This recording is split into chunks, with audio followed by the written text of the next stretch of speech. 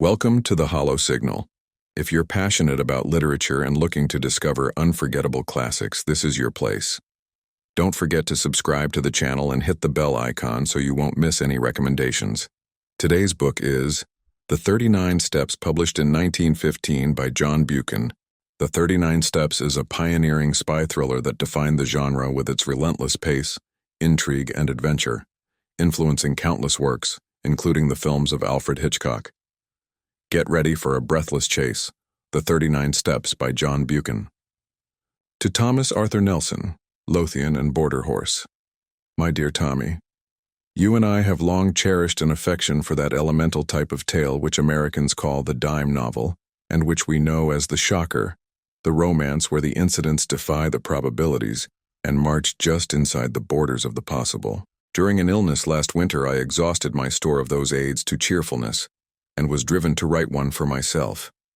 This little volume is the result, and I should like to put your name on it in memory of our long friendship, in the days when the wildest fictions are so much less improbable than the facts. J.B. September 1915, Chapter 1. The Man Who Died. I returned from the city about 3 o'clock on that May afternoon, pretty well disgusted with life. I had been 3 months in the old country and was fed up with it. If anyone had told me a year ago that I would have been feeling like that, I should have laughed at him. But there was the fact. The weather made me liverish. The talk of the ordinary Englishman made me sick. I couldn't get enough exercise, and the amusements of London seemed as flat as soda water that has been standing in the sun. Richard Hannay, I kept telling myself, you have got into the wrong ditch, my friend, and you had better climb out. It made me bite my lips to think of the plans I had been building up those last years in Bulawayo. I had got my pile, not one of the big ones, but good enough for me. And I had figured out all kinds of ways of enjoying myself. My father had brought me out from Scotland at the age of 6, and I had never been home since. So England was a sort of Arabian Nights to me, and I counted on stopping there for the rest of my days. But from the first I was disappointed with it. In about a week I was tired of seeing sights, and in less than a month I had had enough of restaurants and theaters and race meetings. I had no real pal to go about with, which probably explains things. Plenty of people invited me to their houses, but they didn't seem much interested in me. They would fling me a question or two about South Africa, and then get on to their own affairs. A lot of imperialist ladies asked me to tea to meet schoolmasters from New Zealand and editors from Vancouver. And that was the dismalest business of all. Here was I, 37 years old, sound in wind and limb, with enough money to have a good time, yawning my head off all day. I had just about settled to clear out and get back to the Veld, for I was the best board man in the United Kingdom. That afternoon I had been worrying my brokers about investments to give my mind something to work on, and on my way home I turned into my club, rather a pothouse, which took in colonial members. I had a long drink and read the evening papers. They were full of the row in the Near East, and there was an article about Karolides, the Greek premier. I rather fancied the chap. From all accounts, he seemed the one big man in the show, and he played a straight game too, which was more than could be said for most of them. I gathered that they hated him pretty blackly in Berlin and Vienna, but that we were going to stick by him, and one paper said that he was the only barrier between Europe and Armageddon. I remember wondering if I could get a job in those parts. It struck me that Albania was the sort of place that might keep a man from yawning. About 6 o'clock I went home, dressed, dined at the Café Royal, and turned into a music hall. It was a silly show, all capering women and monkey-faced men, and I did not stay long. The night was fine and clear as I walked back to the flat I had hired near Portland Place. The crowd surged past me on the pavements, busy and chattering, and I envied the people for having something to do. These shop girls and clerks and dandies and policemen had some interest in life that kept them going. I gave half a crown to a beggar because I saw him yawn. He was a fellow sufferer. At Oxford Circus I looked up into the spring sky and I made a vow. I would give the old country another day to fit me into something. If nothing happened, I would take the next boat for the Cape. My flat was the first floor in a new block behind Langham Place. There was a common staircase with a porter and a liftman at the entrance, but there was no restaurant or anything of that sort, and each flat was quite shut off from the others. I hate servants on the premises, so I had a fellow to look after me who came in by the day. He arrived before 8 o'clock every morning and used to depart at 7, for I never dined at home. I was just fitting my key into the door when I noticed a man at my elbow. I had not seen him approach, and the sudden appearance made me start. He was a slim man, with a short brown beard and small, gimlety blue eyes. I recognized him as the occupant of a flat on the top floor, with whom I had passed the time of day on the stairs. "Can I speak to you?" he said. "May I come in for a minute?" He was steadying his voice with an effort, and his hand was pawing my arm. I got my door open and motioned him in. No sooner was he over the threshold than he made a dash for my back room, where I used to smoke and write my letters. Then he bolted back. "Is the door locked?" he asked feverishly, and he fastened the chain with his own hand. "I'm very sorry," he said humbly. "It's a mighty liberty, but you look the kind of man who would understand. I've had you in my mind all this week when things got troublesome. Say, will you do me a good turn?" "I'll listen to you," and I said. "That's all I'll promise." I was getting worried by the antics of this nervous little chap. There was a tray of drinks on a table beside him, from which he filled himself a stiff whiskey and soda. He drank it off in 3 gulps, and cracked the glass as he set it down. "Pardon," he said. "I'm a bit rattled tonight. You see, I happen at this moment to be dead." I sat down in an armchair and lit my pipe. "What does it feel like?" I asked. I was pretty certain that I had to deal with a madman. A smile flickered over his drawn face. "I'm not mad yet. Say, sir, I've been watching you, and I reckon you're a cool customer. I reckon, too, you're an honest man and not afraid of playing a bold hand. I'm going to confide in you. I need help worse than any man ever needed it. And I want to know if I can count you in." "Get on with your yarn," I said, "and I'll tell you." He seemed to brace himself for a great effort, and then started on the queerest rigmarole. I didn't get hold of it at first, and I had to stop and ask him questions. But here's the gist of it. He was an American from Kentucky, and after college, being pretty well off, he had started out to see the world. He wrote a bit and acted as war correspondent for a Chicago paper, and spent a year or 2 in southeastern Europe. I gathered that he was a fine linguist, and had got to know pretty well the society in those parts. He spoke familiarly of many names that I remembered to have seen in the newspapers. He had played about with politics, he told me, at first for the interest of them, and then because he couldn't help himself. I read him as a sharp, restless fellow who always wanted to get down to the roots of things. He got a little further down than he wanted. I am giving you what he told me as well as I could make it out. Away behind all the governments and the armies, there was a big subterranean movement going on, engineered by very dangerous people. He had come on it by accident. It fascinated him. He went further, and then he got caught. I gathered that most of the people in it were the sort of educated anarchists that make revolutions, but that beside them there were financiers who were playing for money. A clever man can make big profits on a falling market, and it suited the book of both classes to set Europe by the ears. He told me some queer things that explained a lot that had puzzled me. Things that happened in the Balkan War, how one state suddenly came out on top, why alliances were made and broken, why certain men disappeared, and where the sinews of war came from. The aim of the whole conspiracy was to get Russia and Germany at loggerheads. When I asked why, he said that the anarchist lot thought it would give them their chance. Everything would be in the melting pot, and they looked to see a new world emerge. The capitalists would rake in the shekels and make fortunes by buying up wreckage. Capital, he said, had no conscience and no fatherland. Besides, the Jew was behind it, and the Jew hated Russia worse than hell. "Do you wonder?" he cried. "For 300 years they have been persecuted, and this is the return match for the pogroms. The Jew is everywhere, but you have to go far down the back stairs to find him. Take any big Teutonic business concern. If you have dealings with it, the first man you meet is Prince von Unzu something, an elegant young man who talks Eton and Harrow English, but he cuts no ice. If your business is big, you get behind him and find a Prognathus Westphalian with a retreating brow and the manners of a hog. He is the German businessman that gives your English papers the shakes. But if you're on the biggest kind of job and are bound to get to the real boss, 10 to 1 you are brought up against a little white-faced Jew in a bath chair with an eye like a rattlesnake. Yes, sir, he is the man who is ruling the world just now, and he has his knife in the empire of the Tsar, because his aunt was outraged and his father flogged in some one-horse location on the Volga. I could not help saying that his Jew anarchists seem to have got left behind a little. Yes and no, he said. They won up to a point, but they struck a bigger thing than money, a thing that couldn't be bought, the old elemental fighting instincts of man. If you're going to be killed, you invent some kind of flag and country to fight for, and if you survive, you get to love the thing. Those foolish devils of soldiers have found something they care for, and that has upset the pretty plan laid in Berlin and Vienna. But my friends haven't played their last card by a long sight. They've gotten the ace up their sleeves, and unless I can keep alive for a month, they are going to play it and win. But I thought you were dead, Curie, I put in. Mors janua vitae. He smiled.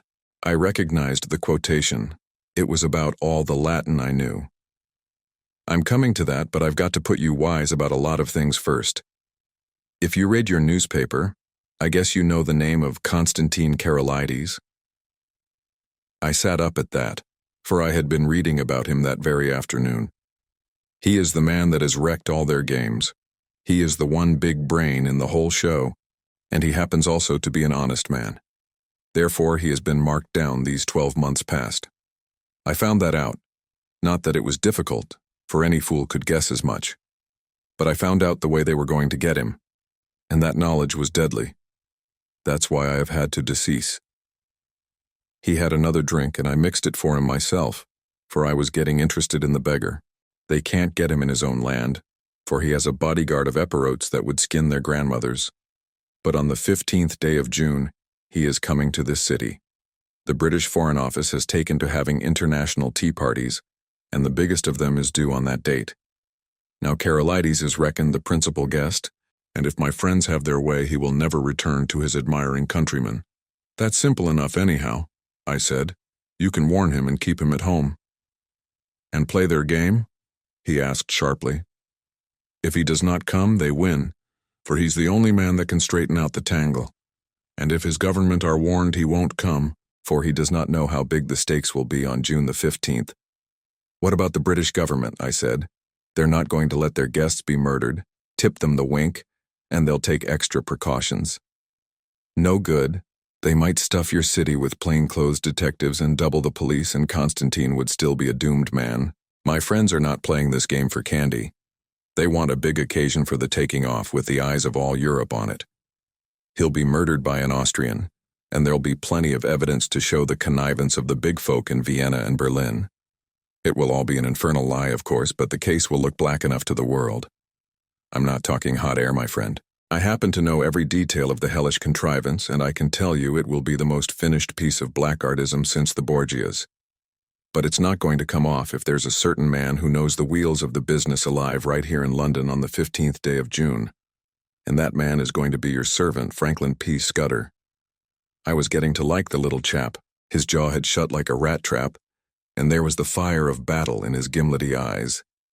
If he was spinning me a yarn, he could act up to it. Where did you find out this story? I asked. I got the first hint in an inn on the Achensee in Tyrol. That set me inquiring, and I collected my other clues in a fur shop in the Galician quarter of Buda, in a strangers' club in Vienna, and in a little bookshop off the Racknitzstrasse in Leipzig. I completed my evidence 10 days ago in Paris. I can't tell you the details now, for it's something of a history. When I was quite sure in my own mind, I judged it my business to disappear, and I reached this city by a mighty queer circuit. I left Paris a dandified young French-American, and I sailed from Hamburg, a Jew diamond merchant. In Norway, I was an English student of Ibsen collecting materials for lectures, but when I left Bergen, I was a cinema man with special ski films. And I came here from Leith, with a lot of pulpwood propositions in my pocket to put before the London newspapers. Till yesterday, I thought I had muddied my trail some and was feeling pretty happy. Then, the recollection seemed to upset him, and he gulped down some more whiskey. Then I saw a man standing in the street outside this block. I used to stay close in my room all day, and only slip out after dark for an hour or two. I watched him for a bit from my window, and I thought I recognized him. He came in and spoke to the porter. When I came back from my walk last night, I found a card in my letterbox. It bore the name of the man I want least to meet on God's earth. I think that the look in my companion's eyes, the sheer naked scare on his face, completed my conviction of his honesty. My own voice sharpened a bit as I asked him what he did next. I realized that I was bottled as sure as a pickled herring and that there was only one way out. I had to die. If my pursuers knew I was dead, they would go to sleep again. How did you manage it? I told the man that valets me that I was feeling pretty bad and I got myself up to look like death. That wasn't difficult, for I'm no slouch at disguises. Then I got a corpse. You can always get a body in London if you know where to go for it. I fetched it back in a trunk on the top of a four-wheeler, and I had to be assisted upstairs to my room. You see, I had to pile up some evidence for the inquest. I went to bed and got my man to mix me a sleeping draught, and then told him to clear out. He wanted to fetch a doctor, but I swore some and said I couldn't abide leeches. When I was left alone, I started in to fake up that corpse. He was my size, and I judged had perished from too much alcohol, so I put some spirits handy about the place. The jaw was the weak point in the likeness, so I blew it away with a revolver. I dare say there will be somebody tomorrow to swear to having heard a shot, but there are no neighbors on my floor, and I guessed I could risk it. So I left the body in bed dressed up in my pajamas with a revolver lying on the bedclothes and a considerable mess around. Then I got into a suit of clothes I had kept waiting for emergencies. I didn't dare to shave for fear of leaving tracks, and besides, it wasn't any kind of use my trying to get into the streets. I had had you in my mind all day, and there seemed nothing to do but to make an appeal to you. I watched from my window till I saw you come home, and then slipped down the stair to meet you. There, sir, I guess you know about as much as me of this business. He sat blinking like an owl, fluttering with nerves and yet desperately determined. By this time I was pretty well convinced that he was going straight with me. It was the wildest sort of narrative, but I had heard in my time many steep tales which had turned out to be true, and I had made a practice of judging the man rather than the story. If he had wanted to get a location in my flat and then cut my throat, he would have pitched a milder yarn. "Hand me your key," I said, "and I'll take a look at the corpse. Excuse my caution, but I'm bound to verify a bit if I can." He shook his head mournfully. "I reckoned you'd ask for that, but I haven't got it. It's on my chain on the dressing table. I had to leave it behind, for I couldn't leave any clues to breed suspicions. The gentry who are after me are pretty bright-eyed citizens.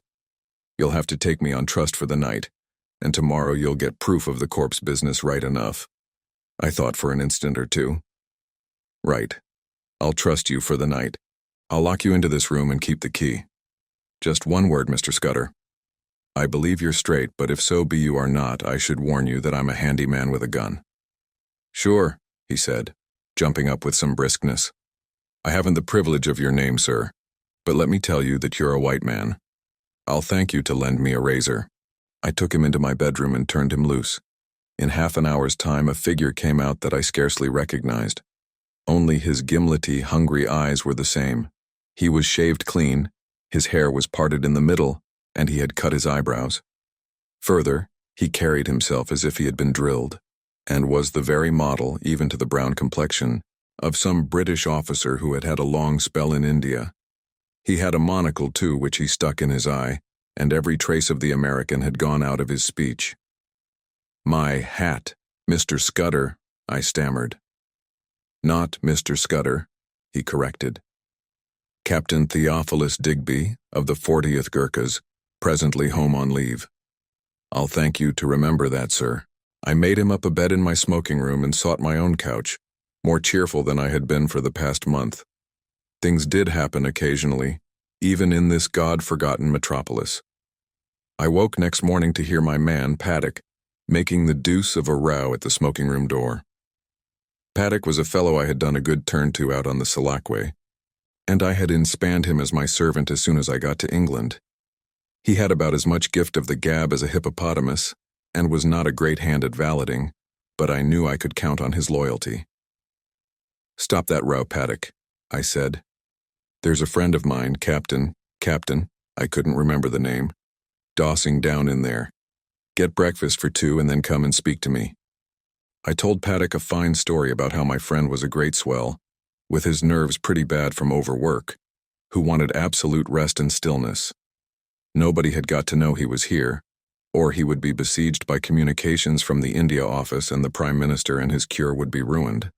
I am bound to say Scudder played up splendidly when he came to breakfast. He fixed Paddock with his eyeglass just like a British officer, asked him about the Boer War, and slung out at me a lot of stuff about imaginary pals. Paddock couldn't learn to call me sir, but he sirred Scudder as if his life depended on it.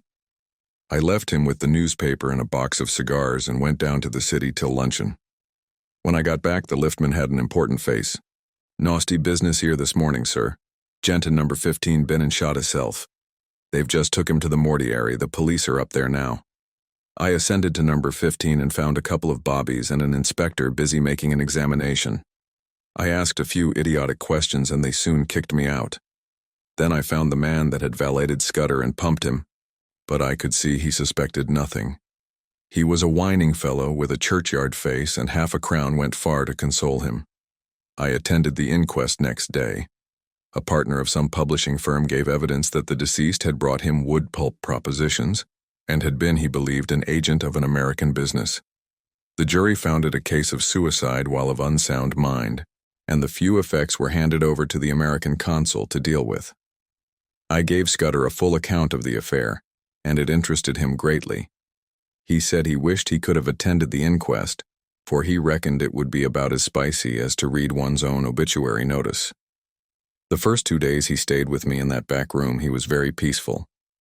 He read and smoked a bit, and made a heap of jottings in a notebook, and every night we had a game of chess at which he beat me hollow. I think he was nursing his nerves back to health, for he had had a pretty trying time. But on the third day I could see he was beginning to get restless. He fixed up a list of the days till June 15th and ticked each off with a red pencil, making remarks in shorthand against them. I would find him sunk in a brown study, with his sharp eyes abstracted, and after those spells of meditation he was apt to be very despondent.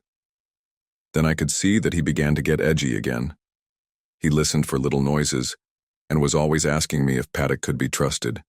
Once or twice he got very peevish and apologized for it. I didn't blame him. I made every allowance, for he had taken on a fairly stiff job. It was not the safety of his own skin that troubled him, but the success of the scheme he had planned. That little man was clean grit all through, without a soft spot in him. One night he was very solemn. "Say, Hannay," he said, "I judge I should let you a bit deeper into this business. I should hate to go out without leaving somebody else to put up a fight."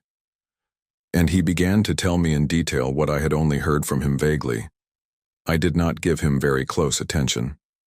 The fact is, I was more interested in his own adventures than in his high politics. I reckoned that Carolides and his affairs were not my business, leaving all that to him, so a lot that he said slipped clean out of my memory. I remember that he was very clear that the danger to Carolides would not begin till he had got to London, and would come from the very highest quarters, where there would be no thought of suspicion. He mentioned the name of a woman, Julia Chechenyi, as having something to do with the danger. She would be the decoy, I gathered, to get Carolides out of the care of his guards. He talked too about a Blackstone and a man that lisped in his speech, and he described very particularly somebody that he never referred to without a shudder, an old man with a young voice who could hood his eyes like a hawk. He spoke a good deal about death too. He was mortally anxious about winning through with his job, but he didn't care a rush for his life. "I reckon it's like going to sleep when you're pretty well tired out and waking to find a summer day with the scent of hay coming in at the window. I used to thank God for such mornings way back in the bluegrass country, and I guess I'll thank him when I wake up on the other side of Jordan." Next day he was much more cheerful, and read the life of Stonewall Jackson much of the time. I went out to dinner with a mining engineer I had got to see on business, and came back about 10:30 in time for our game of chess before turning in. I had a cigar in my mouth, I remember, as I pushed open the smoking room door. The lights were not lit, which struck me as odd. I wondered if Scudder had turned in already. I snapped the switch, but there was nobody there. Then I saw something in the far corner which made me drop my cigar and fall into a cold sweat. My guest was lying sprawled on his back. There was a long knife through his heart which skewered him to the floor. Chapter 2. The milkman sets out on his travels. I sat down in an armchair and felt very sick. That lasted for maybe 5 minutes, and was succeeded by a fit of the horrors. The poor, staring white face on the floor was more than I could bear, and I managed to get a tablecloth and cover it. Then I staggered to a cupboard, found the brandy, and swallowed several mouthfuls. I had seen men die violently before, indeed I had killed a few myself in the Matabele War, but this cold-blooded indoor business was different. Still I managed to pull myself together. I looked at my watch and saw that it was 10:30. An idea seized me, and I went over the flat with a small tooth comb. There was nobody there, nor any trace of anybody. But I shuttered and bolted all the windows and put the chain on the door. By this time my wits were coming back to me and I could think again. It took me about an hour to figure the thing out, and I did not hurry. For unless the murderer came back, I had till about 6 o'clock in the morning for my cogitations. I was in the soup. That was pretty clear. Any shadow of a doubt I might have had about the truth of Scudder's tale was now gone. The proof of it was lying under the tablecloth. The men who knew that he knew what he knew had found him, and had taken the best way to make certain of his silence. Yes, but he had been in my rooms 4 days, and his enemies must have reckoned that he had confided in me. So I would be the next to go. It might be that very night or next day or the day after, but my number was up all right. Then suddenly I thought of another probability. Supposing I went out now and called in the police, or went to bed and let Paddock find the body and call them in the morning. What kind of a story was I to tell about Scudder? I had lied to Paddock about him, and the whole thing looked desperately fishy. If I made a clean breast of it and told the police everything he had told me, they would simply laugh at me.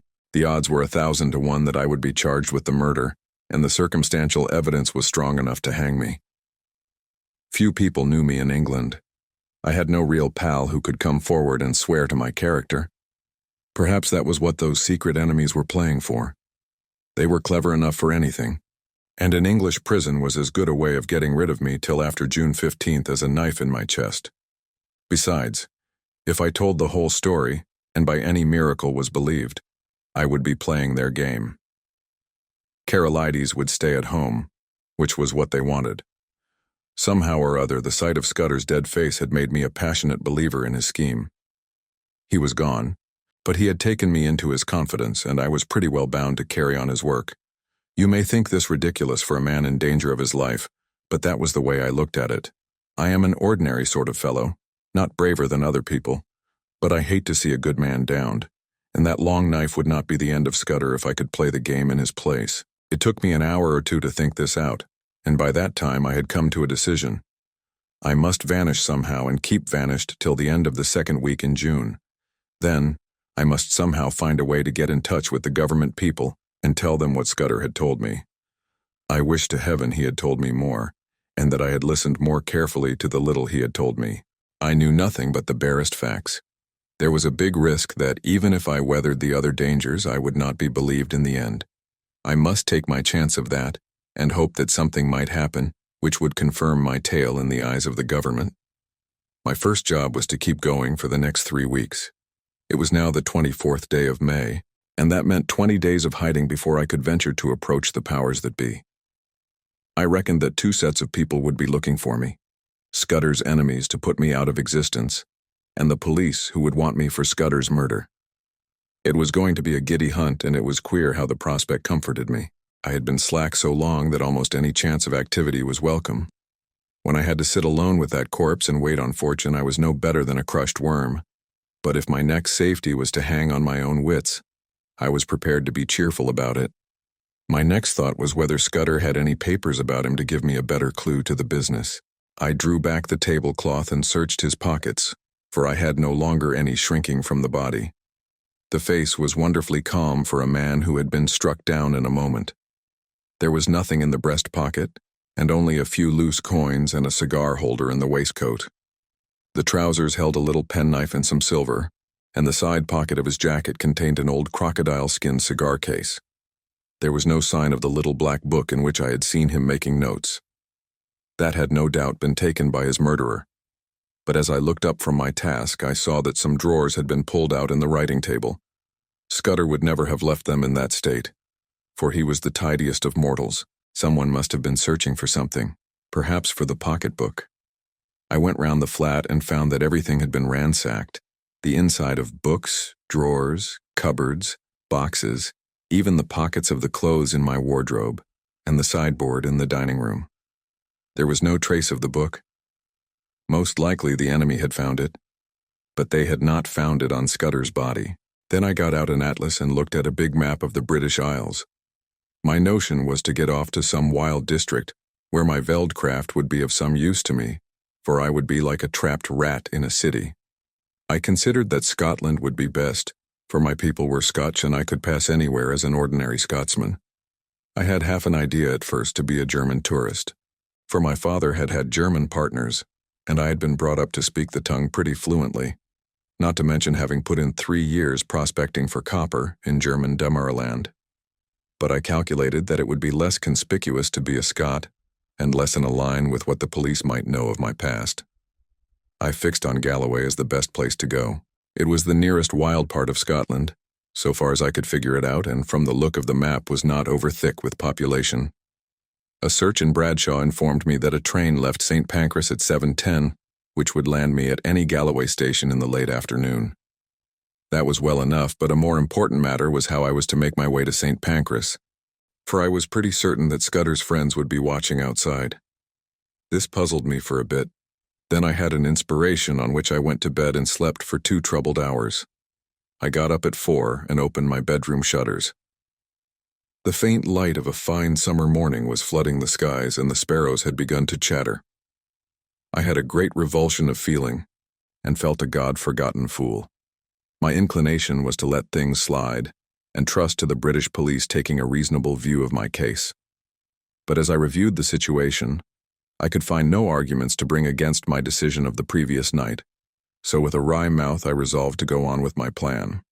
I was not feeling in any particular funk, only disinclined to go looking for trouble, if you understand me. I hunted out a well-used tweed suit, a pair of strong-nailed boots, and a flannel shirt with a collar. Into my pockets I stuffed a spare shirt, a cloth cap, some handkerchiefs, and a toothbrush. I had drawn a good sum in gold from the bank 2 days before in case Scudder should want money, and I took 50 pounds of it in sovereigns in a belt which I had brought back from Rhodesia. That was about all I wanted. Then I had a bath and cut my mustache, which was long and drooping, into a short, stubbly fringe. Now came the next step. Paddock used to arrive punctually at 7:30 and let himself in with a latchkey, but about 20 minutes to 7, as I knew from bitter experience, the milkman turned up with a great clatter of cans and deposited my share outside my door. I had seen that milkman sometimes when I had gone out for an early ride.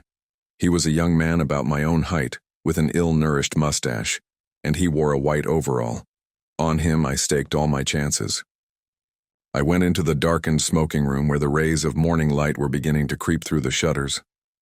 There I breakfasted off a whiskey and soda and some biscuits from the cupboard. By this time it was getting on for 6 o'clock.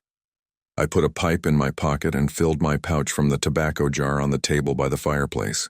As I poked into the tobacco, my fingers touched something hard and I drew out Scudder's little black pocketbook. That seemed to me a good omen. I lifted the cloth from the body and was amazed at the peace and dignity of the dead face. "Goodbye, old chap," I said. "I am going to do my best for you. Wish me well, wherever you are." Then I hung about in the hall waiting for the milkman. That was the worst part of the business, for I was fairly choking to get out of doors. 6:30 passed, then 6:40, but still he did not come. The fool had chosen this day of all days to be late. At 1 minute after the 6:45 I heard the rattle of the cans outside. I opened the front door and there was my man, singling out my cans from a bunch he carried and whistling through his teeth. He jumped a bit at the sight of me. "Come in here a moment," I said. "I want a word with you." And I led him into the dining room. "I reckon you're a bit of a sportsman," I said, "and I want you to do me a service. Lend me your cap and overall for 10 minutes, and here's a sovereign for you." His eyes opened at the sight of the gold and he grinned broadly. "What's the game?" he asked. "A bet," I said. "I haven't time to explain, but to win it I've got to be a milkman for the next 10 minutes. All you've got to do is to stay here till I come back." You'll be a bit late, but nobody will complain, and you'll have that quid for yourself." "Righto," he said cheerily. "I ain't the man to spoil a bit of sport. Here's the rig, governor." I stuck on his flat blue hat and his white overall, picked up the cans, banged my door, and went whistling downstairs. The porter at the foot told me to shut my jaw, which sounded as if my makeup was adequate. At first I thought there was nobody in the street. Then I caught sight of a policeman 100 yards down, and a loafer shuffling past on the other side. Some impulse made me raise my eyes to the house opposite, and there at a first-floor window was a face. As the loafer passed, he looked up, and I fancied a signal was exchanged. I crossed the street, whistling gaily and imitating the jaunty swing of the milkman. Then I took the first side street, and went up a left-hand turning which led past a bit of vacant ground. There was no one in the little street, so I dropped the milk cans inside the hoarding and sent the cap and overall after them. I had only just put on my cloth cap when a postman came round the corner. I gave him good morning, and he answered me unsuspiciously. At the moment, the clock of a neighboring church struck the hour of 7. There was not a second to spare. As soon as I got to Euston Road, I took to my heels and ran. The clock at Euston Station showed 5 minutes past the hour. At St. Pancras, I had no time to take a ticket, let alone that I had not settled upon my destination. A porter told me the platform, and as I entered it, I saw the train already in motion. 2 station officials blocked the way, but I dodged them and clambered into the last carriage. 3 minutes later, as we were roaring through the northern tunnels, an irate guard interviewed me. He wrote out for me a ticket to Newton Stewart, a name which had suddenly come back to my memory, and he conducted me from the first-class compartment where I had ensconced myself to a third-class smoker, occupied by a sailor and a stout woman with a child. He went off grumbling, and as I mopped my brow, I observed to my companions in my broadest Scots that it was a sore job catching trains. I had already entered upon my part. "The impudence o' that Giard," said the lady bitterly. He needed a Scotch tongue to pit him in his place. He was complaining of this wean no hain a ticket and her no fower till August 12th, and he was objecting to this gentleman spittin'. The sailor morosely agreed, and I started my new life in an atmosphere of protest against authority. I reminded myself that a week ago I had been finding the world dull. Chapter 3. The Adventure of the Literary Innkeeper. I had a solemn time traveling north that day. It was fine May weather, with the hawthorn flowering on every hedge, and I asked myself why, when I was still a free man, I had stayed on in London and not got the good of this heavenly country. I didn't dare face the restaurant car, but I got a luncheon basket at Leeds and shared it with the fat woman. Also, I got the morning's papers with news about starters for the Derby and the beginning of the cricket season, and some paragraphs about how Balkan affairs were settling down and a British squadron was going to Kiel. When I had done with them, I got out Scudder's little black pocketbook and studied it. It was pretty well filled with jottings, chiefly figures, though now and then a name was printed in. For example, I found the words Hofgaard, Luneville, and avocado pretty often, and especially the word Pavia. Now I was certain that Scudder never did anything without a reason, and I was pretty sure that there was a cipher in all this. That is a subject which has always interested me, and I did a bit at it myself once as intelligence officer at Delagoa Bay during the Boer War. I have a head for things like chess and puzzles, and I used to reckon myself pretty good at finding out ciphers. This one looked like the numerical kind where sets of figures correspond to the letters of the alphabet, but any fairly shrewd man can find the clue to that sort after an hour or two's work, and I didn't think Scudder would have been content with anything so easy. So I fastened on the printed words, "For you can make a pretty good numerical cipher if you have a keyword, which gives you the sequence of the letters." I tried for hours, but none of the words answered. Then I fell asleep and woke at Dumfries just in time to bundle out and get into the slow Galloway train. There was a man on the platform whose looks I didn't like, but he never glanced at me, and when I caught sight of myself in the mirror of an automatic machine, I didn't wonder. With my brown face, my old tweeds, and my slouch, I was the very model of one of the hill farmers who were crowding into the third-class carriages. I traveled with half a dozen in an atmosphere of shag and clay pipes. They had come from the weekly market, and their mouths were full of prices. I heard accounts of how the lambing had gone up the cairn and the Doik and a dozen other mysterious waters. Above half the men had lunched heavily and were highly flavored with whiskey, so they took no notice of me. We rumbled slowly into a land of little wooded glens and then to a great wide moorland place, gleaming with lochs, with high blue hills showing northwards. About 5 o'clock the carriage had emptied, and I was left alone as I had hoped. I got out at the next station, a little place whose name I scarcely noted, set right in the heart of a bog. It reminded me of one of those forgotten little stations in the Karoo. An old station master was digging in his garden, and with his spade over his shoulder sauntered to the train, took charge of a parcel and went back to his potatoes. A child of 10 received my ticket, and I emerged on a white road that straggled over the brown moor. It was a gorgeous spring evening, with every hill showing as clear as a cut amethyst. The air had the queer, rooty smell of bogs, but it was as fresh as mid-ocean, and it had the strangest effect on my spirits. I actually felt light-hearted.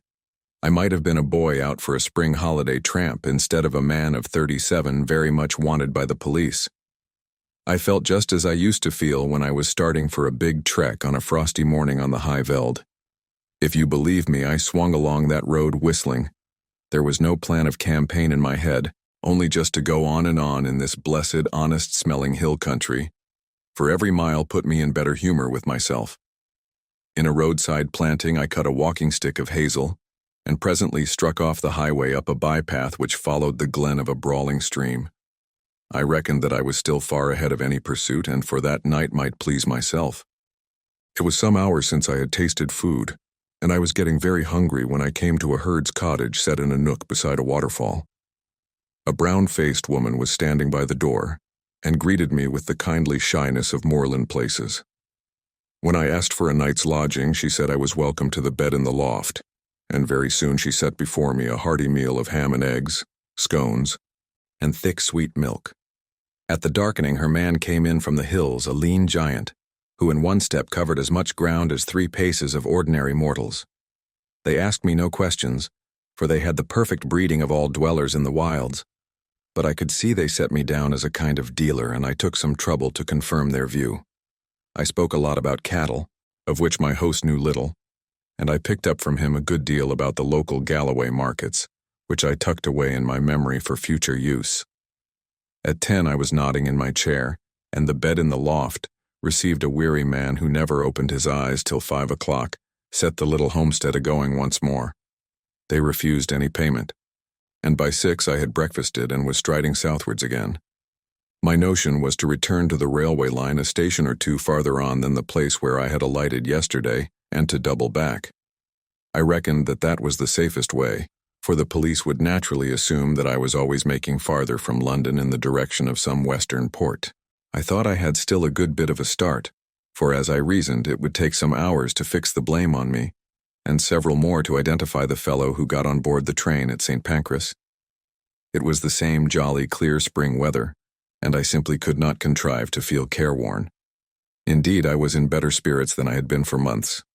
Over a long ridge of moorland I took my road, skirting the side of a high hill which the herd had called Cairnsmore of Fleet. Nesting curlews and plovers were crying everywhere, and the links of green pasture by the streams were dotted with young lambs. All the slackness of the past months was slipping from my bones, and I stepped out like a 4-year-old. By and by I came to a swell of moorland which dipped to the vale of a little river, and a mile away in the heather I saw the smoke of a train. The station, when I reached it, proved to be ideal for my purpose.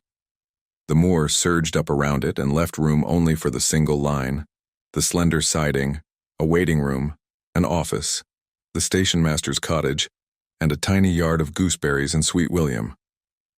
There seemed no road to it from anywhere, and to increase the desolation, the waves of a tarn lapped on their gray granite beach half a mile away.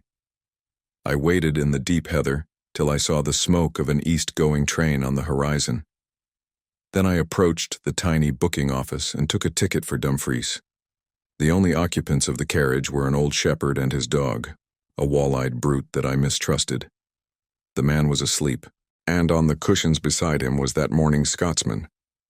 Eagerly I seized on it, for I fancied it would tell me something. There were 2 columns about the Portland Place murder, as it was called.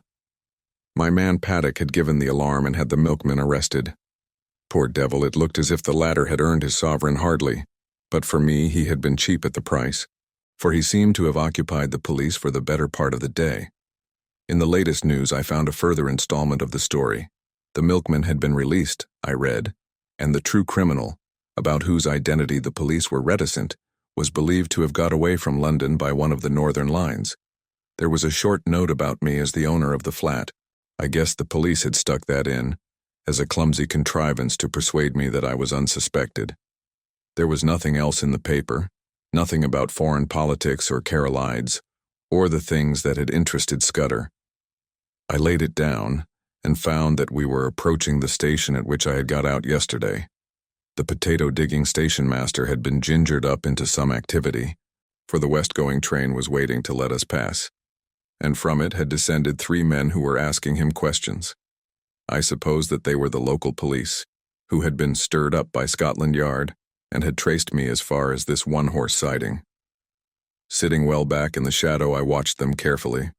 One of them had a book and took down notes. The old potato digger seemed to have turned peevish, but the child who had collected my ticket was talking volubly. All the party looked out across the moor where the white road departed. I hoped they were going to take up my tracks there. As we moved away from that station, my companion woke up. He fixed me with a wandering glance, kicked his dog viciously, and inquired where he was. Clearly he was very drunk.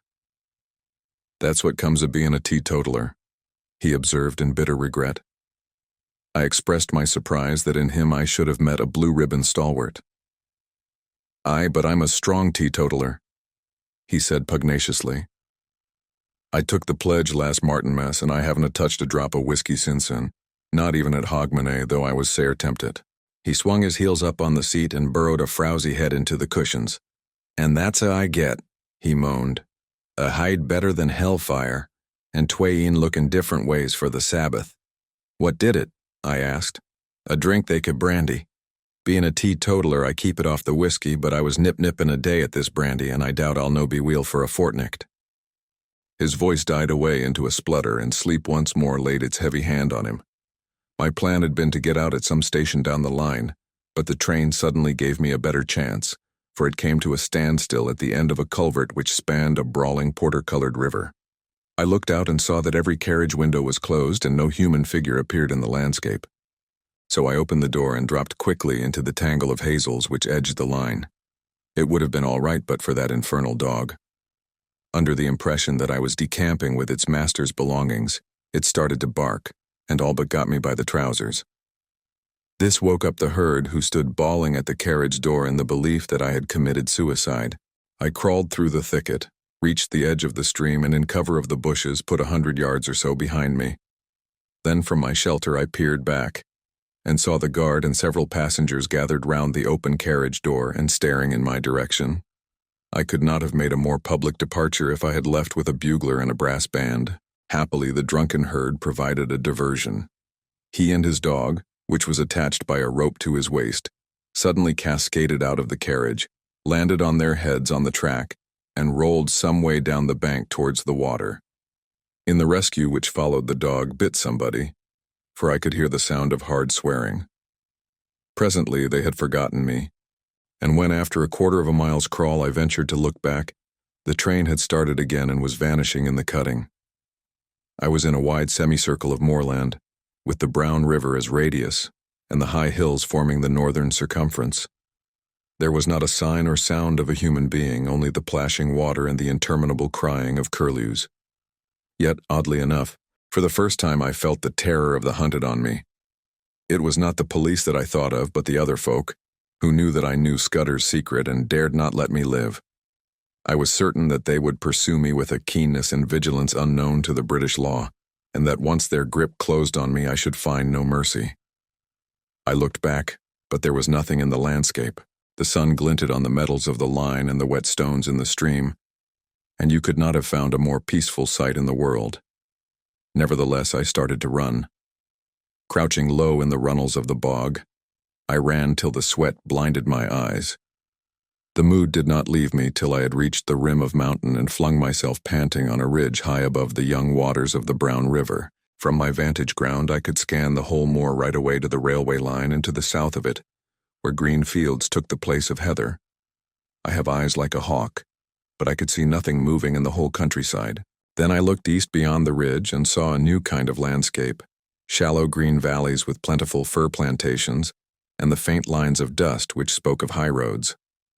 Last of all, I looked into the blue May sky, and there I saw that which set my pulses racing. Low down in the south, a monoplane was climbing into the heavens.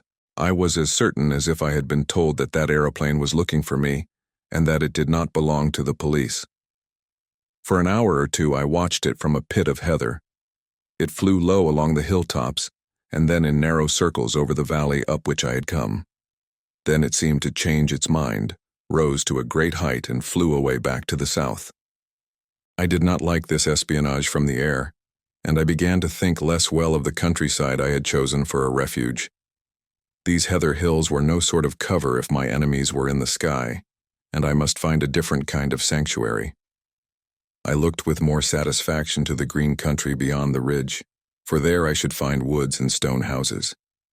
About 6 in the evening I came out of the moorland to a white ribbon of road, which wound up the narrow vale of a lowland stream.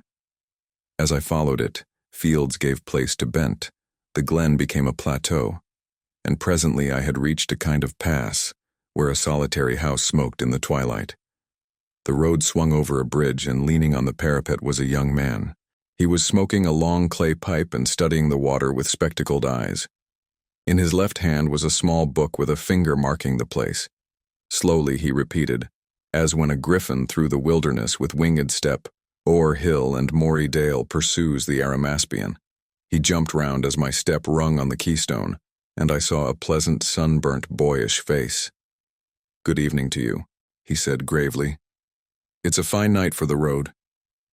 The smell of peat smoke and of some savory roast floated to me from the house. "Is that place an inn?" I asked. "At your service," he said politely. "I am the landlord, sir, and I hope you will stay the night, for to tell you the truth, I have had no company for a week." I pulled myself up on the parapet of the bridge and filled my pipe. I began to detect an ally. "You're young to be an innkeeper," I said. "My father died a year ago and left me the business. I lived there with my grandmother. It's a slow job for a young man, and it wasn't my choice of profession." "Which was?" He actually blushed. "I want to write books," he said. "And what better chance could you ask?" I cried. "Man, I've often thought that an innkeeper would make the best storyteller in the world." "Not now," he said eagerly. "Maybe in the old days when you had pilgrims and ballad makers and highwaymen and mail coaches on the road. But not now.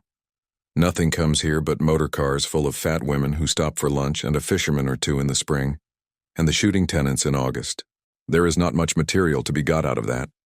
I want to see life, to travel the world and write things like Kipling and Conrad, but the most I've done yet is to get some verses printed in Chambers's journal."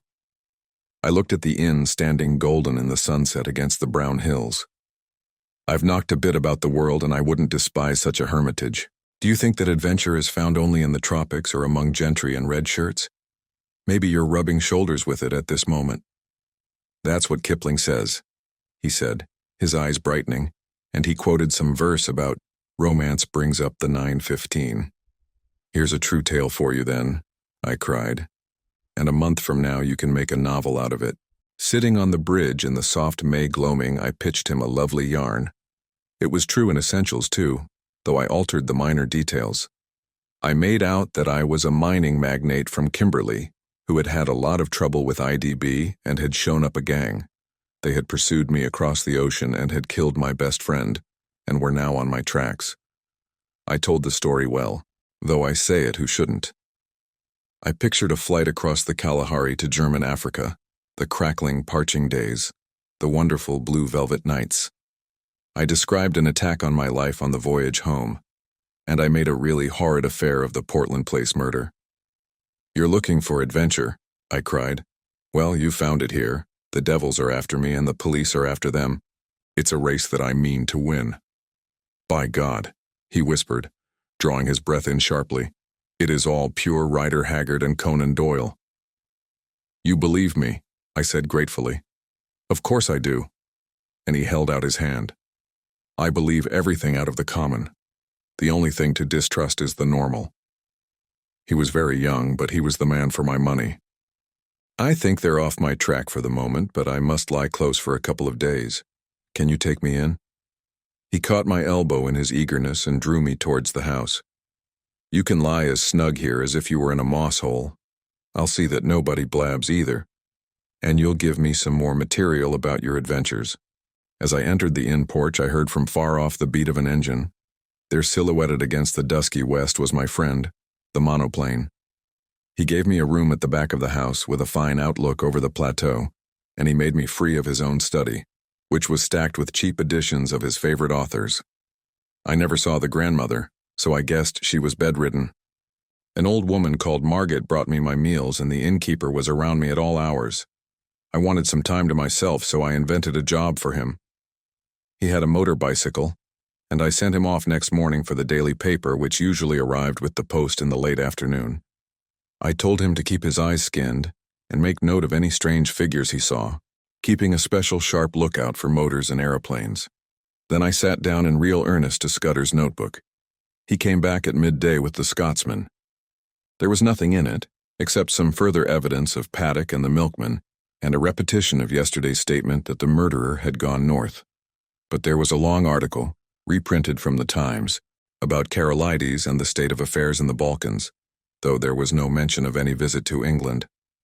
I got rid of the innkeeper for the afternoon, for I was getting very warm in my search for the cipher. As I told you, it was a numerical cipher, and by an elaborate system of experiments I had pretty well discovered what were the nulls and stops.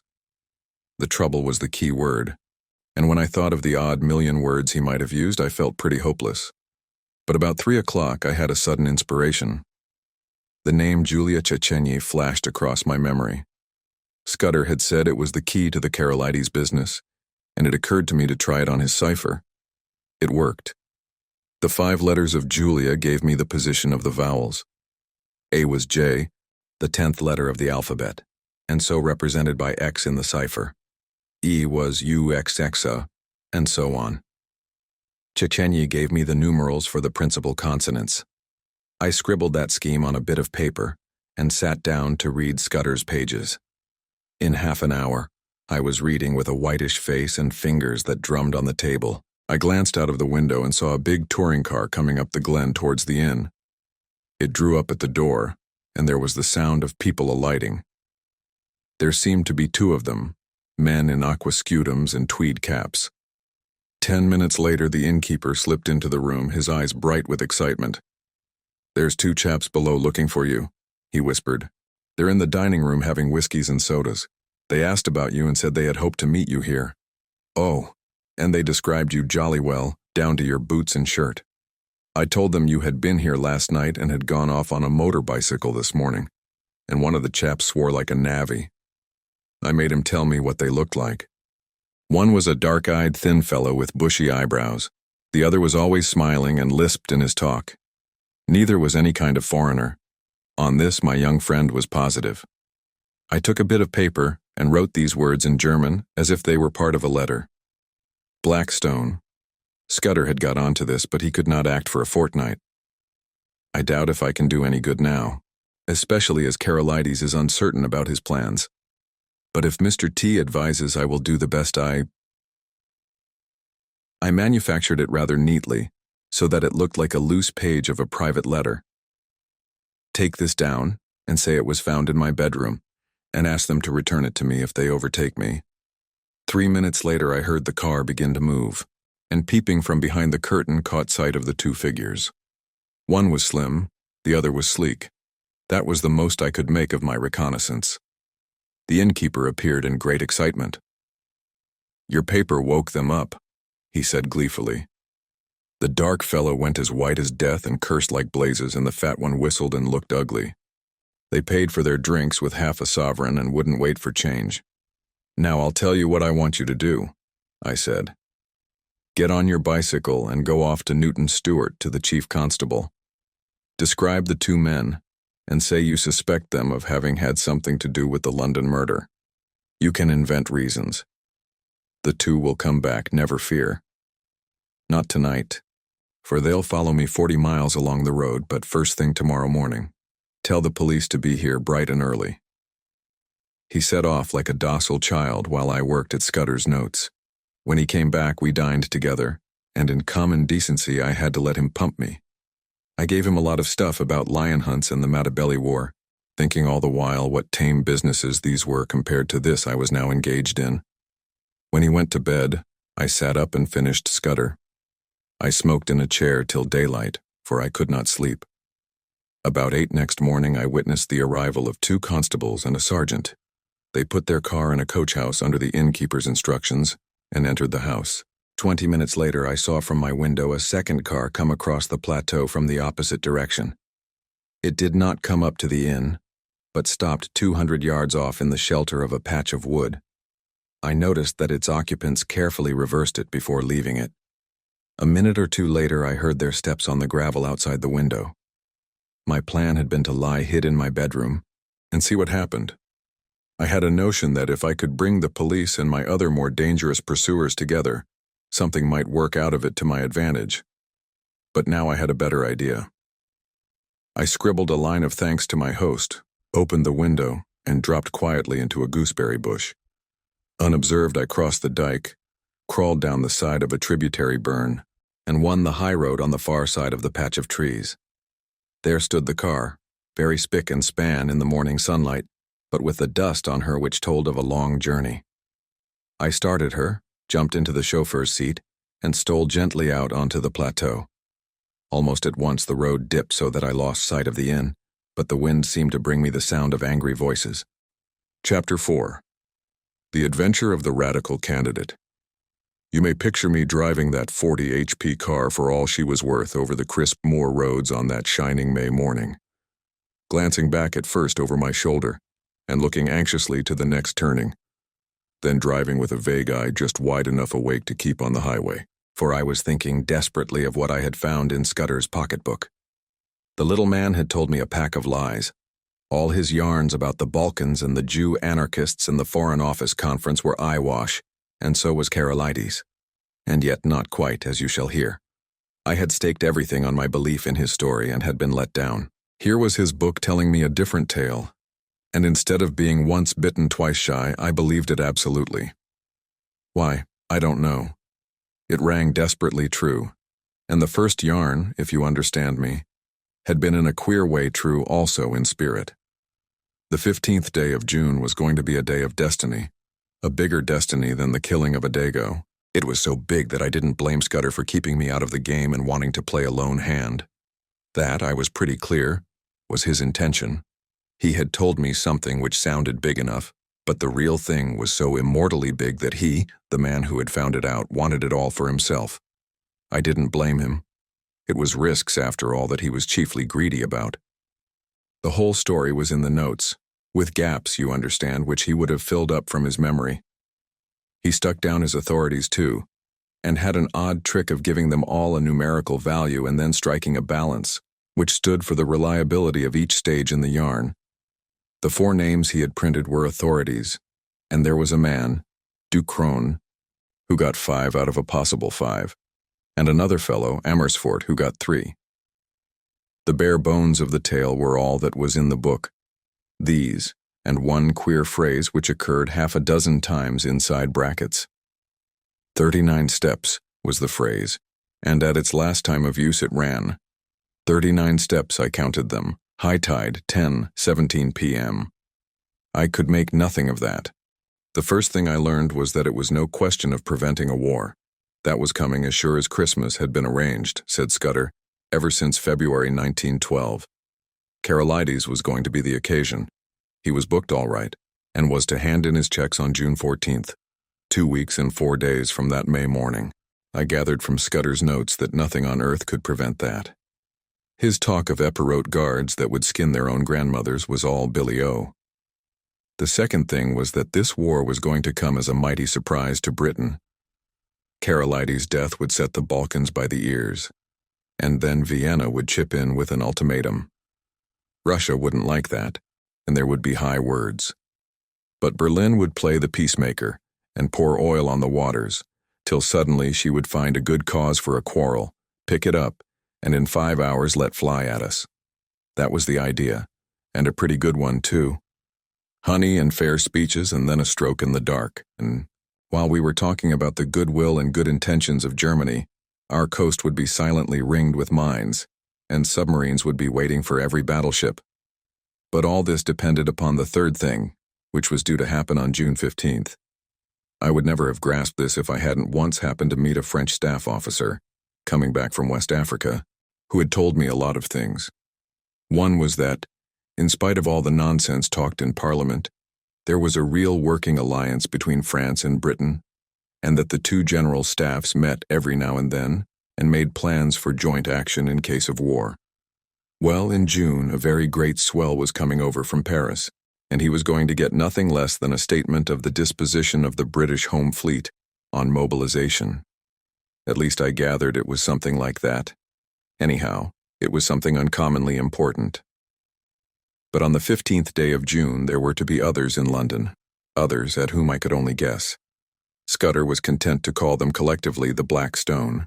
They represented not our allies but our deadly foes, and the information destined for France was to be diverted to their pockets, and it was to be used, remember? Used a week or two later with great guns and swift torpedoes, suddenly in the darkness of a summer night. This was the story I had been deciphering in a back room of a country inn, overlooking a cabbage garden. This was the story that hummed in my brain as I swung in the big touring car from glen to glen. My first impulse had been to write a letter to the Prime Minister, but a little reflection convinced me that that would be useless. Who would believe my tale?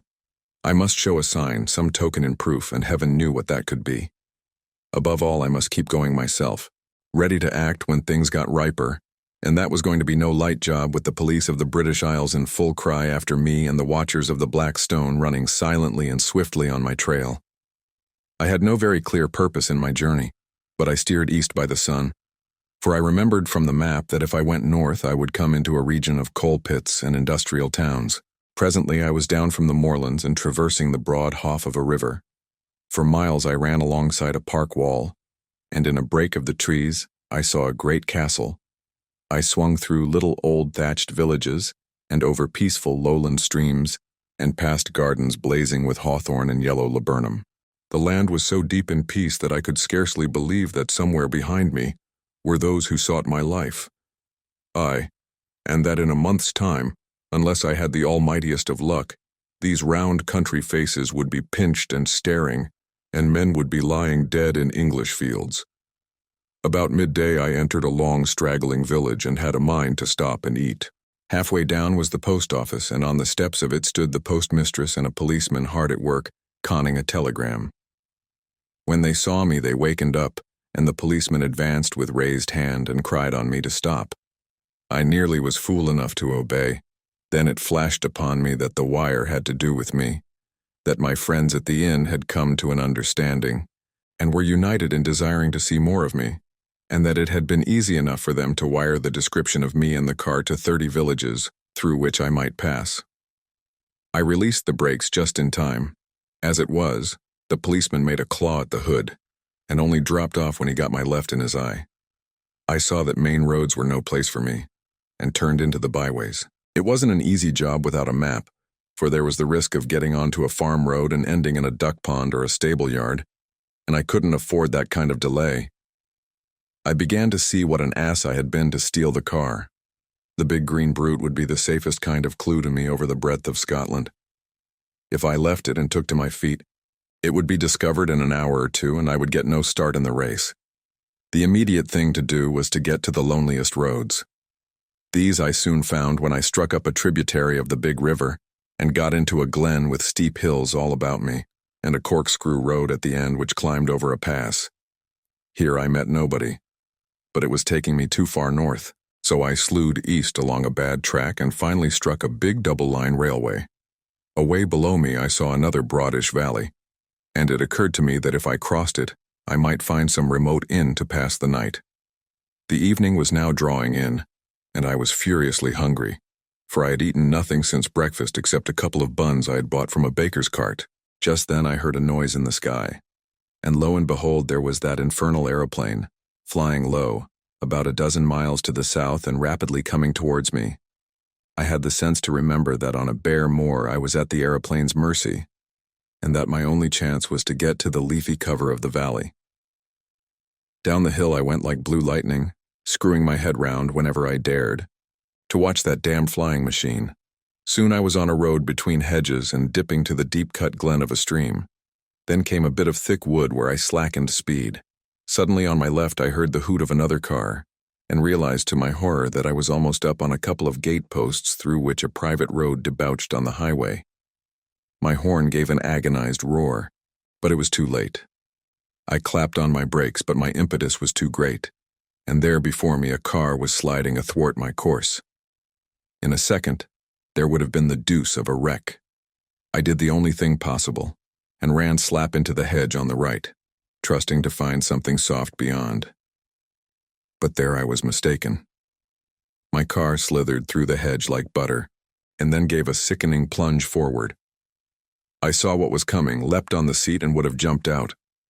But a branch of hawthorn got me in the chest, lifted me up and held me, while a ton or two of expensive metal slipped below me, bucked and pitched, and then dropped with an almighty smash 50 feet to the bed of the stream. Slowly, that thorn let me go. I subsided first on the hedge, and then very gently on a bower of nettles. As I scrambled to my feet, a hand took me by the arm, and a sympathetic and badly scared voice asked me if I were hurt. I found myself looking at a tall young man in goggles and a leather ulster, who kept on blessing his soul and whinnying apologies. For myself, once I got my wind back, I was rather glad than otherwise. This was one way of getting rid of the car. "My blame, sir," I answered him. "It's lucky that I did not add homicide to my follies. That's the end of my Scotch motor tour, but it might have been the end of my life." He plucked out a watch and studied it. "You're the right sort of fellow," he said. "I can spare a quarter of an hour, and my house is 2 minutes off. I'll see you clothed and fed and snug in bed. Where's your kit, by the way? Is it in the burn along with the car?" "It's in my pocket," I said, brandishing a toothbrush. "I'm a colonial in travel light." "A colonial?" he cried. "By gad, you're the very man I've been praying for. Are you by any blessed chance a free trader?" "I am," said I, without the foggiest notion of what he meant. He patted my shoulder and hurried me into his car. 3 minutes later we drew up before a comfortable-looking shooting box set among pine trees, and he ushered me indoors. He took me first to a bedroom and flung half a dozen of his suits before me, for my own had been pretty well reduced to rags. I selected a loose blue serge, which differed most conspicuously from my former garments, and borrowed a linen collar. Then he hailed me to the dining room, where the remnants of a meal stood on the table, and announced that I had just 5 minutes to feed. "You can take a snack in your pocket, and we'll have supper when we get back. I've got to be at the Masonic Hall at 8 o'clock, or my agent will comb my hair." I had a cup of coffee and some cold ham, while he yarned away on the hearthrug. "You find me in the deuce of a mess, Mr. By the by, you haven't told me your name. Twisden? Any relation of old Tommy Twisden of the 60th? No? Well, you see, I'm Liberal candidate for this part of the world, and I had a meeting on tonight at Brattleburn. That's my chief town and an infernal Tory stronghold. I had got the colonial ex-premier fellow, Crumpleton, coming to speak for me tonight, and had the thing tremendously billed and the whole place ground-baited. This afternoon I had a wire from the ruffian saying he had got influenza at Blackpool, and here am I left to do the whole thing myself. I had meant to speak for 10 minutes and must now go on for 40, and though I've been racking my brains for 3 hours to think of something, I simply cannot last the course. Now you've got to be a good chap and help me. You're a free trader and can tell our people what a washout protection is in the colonies. All you fellows have the gift of the gab. I wish to heaven I had it. I'll be forevermore in your debt." I had very few notions about free trade one way or the other, but I saw no other chance to get what I wanted. My young gentleman was far too absorbed in his own difficulties to think how odd it was to ask a stranger who had just missed death by an ace and had lost a 1 Dorozoran guinea car to address a meeting for him on the spur of the moment. But my necessities did not allow me to contemplate oddnesses or to pick and choose my supports. "All right," I said. "I'm not much good as a speaker, but I'll tell them a bit about Australia." At my words, the cares of the ages slipped from his shoulders, and he was rapturous in his thanks. He lent me a big driving coat, and never troubled to ask why I had started on a motor tour without possessing an ulster. And as we slipped down the dusty roads, poured into my ears the simple facts of his history. He was an orphan, and his uncle had brought him up. I've forgotten the uncle's name, but he was in the cabinet, and you can read his speeches in the papers. He had gone round the world after leaving Cambridge, and then, being short of a job, his uncle had advised politics. I gathered that he had no preference in parties. "Good chaps in both," he said cheerfully, "and plenty of blighters, too. I'm liberal, because my family have always been Whigs." But if he was lukewarm politically, he had strong views on other things.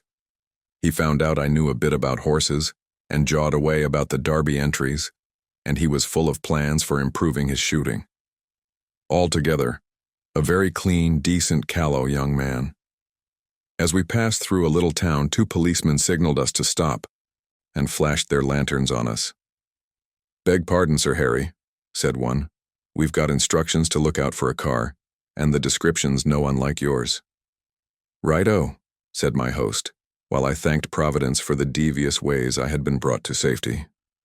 After that, he spoke no more, for his mind began to labor heavily with his coming speech.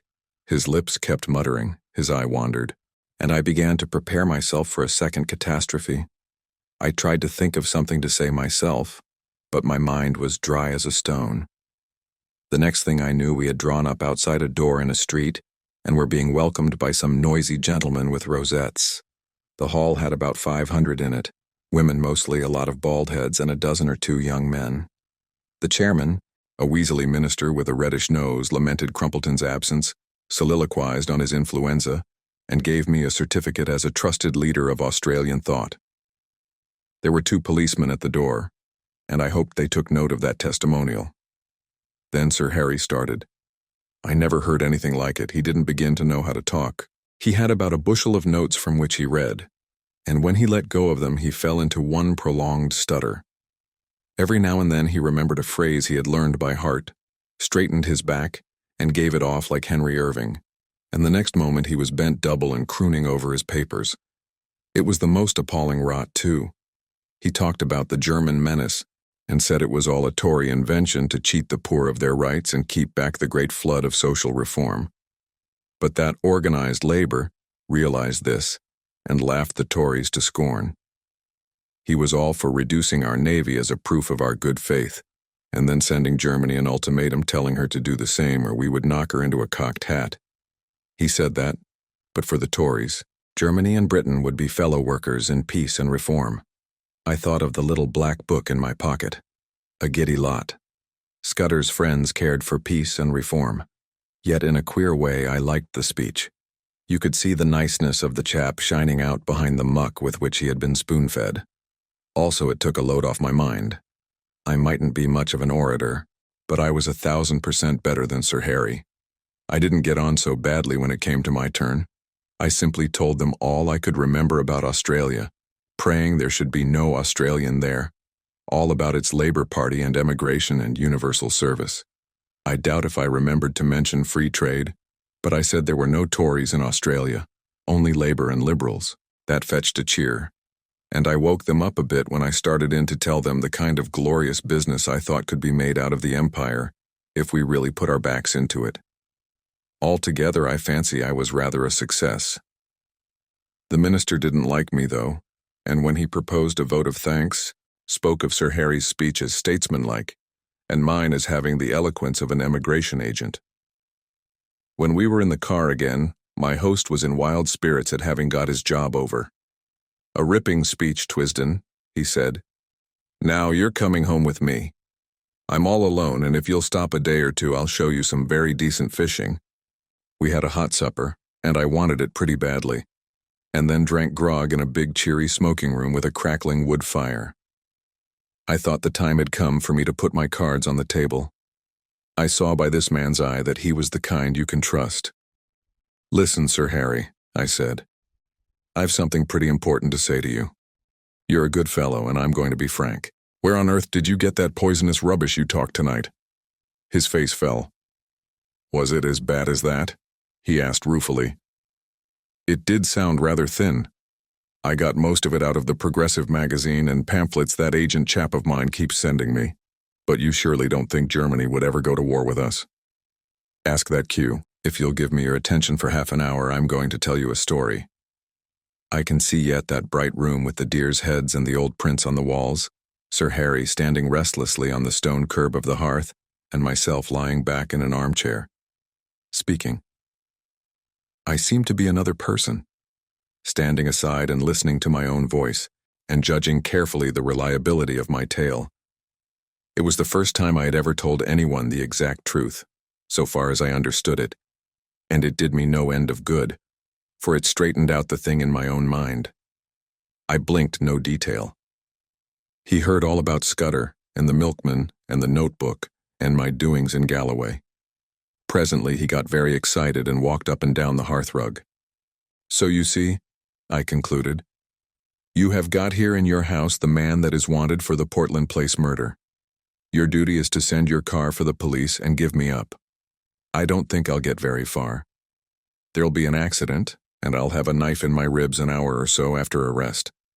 Nevertheless, it's your duty as a law-abiding citizen. Perhaps in a month's time you'll be sorry, but you have no cause to think of that." He was looking at me with bright, steady eyes. "What was your job in Rhodesia, Mr. Hannay?" he asked. "Mining engineer," I said.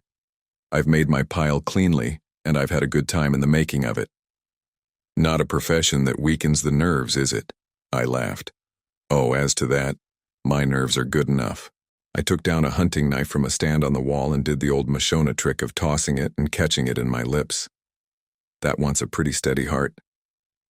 He watched me with a smile. "I don't want proofs.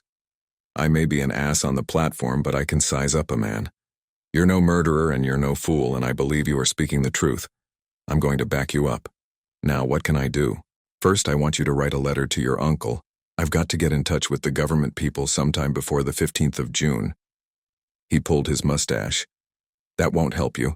This is Foreign Office business, and my uncle would have nothing to do with it. Besides, you'd never convince him. No, I'll go one better. I'll write to the permanent secretary at the Foreign Office. He's my godfather and one of the best going. What do you want?" He sat down at a table and wrote to my dictation.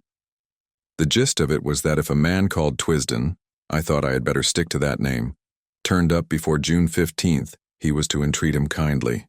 He said Twisden would prove his bona fides by passing the word Blackstone and whistling Annie Laurie. "Good," said Sir Harry. "That's the proper style. By the way, you'll find my godfather, his name's Sir Walter Bullivant, down at his country cottage for Whitsuntide. It's close to Artonswell on the Kennet. That's done. Now, what's the next thing? You're about my height. Lend me the oldest tweed suit you've got. Anything will do so long as the color is the opposite of the clothes I destroyed this afternoon. Then show me a map of the neighborhood and explain to me the lie of the land. Lastly, if the police come seeking me, just show them the car in the glen. If the other lot turn up, tell them I caught the South Express after your meeting." He did, or promised to do, all these things.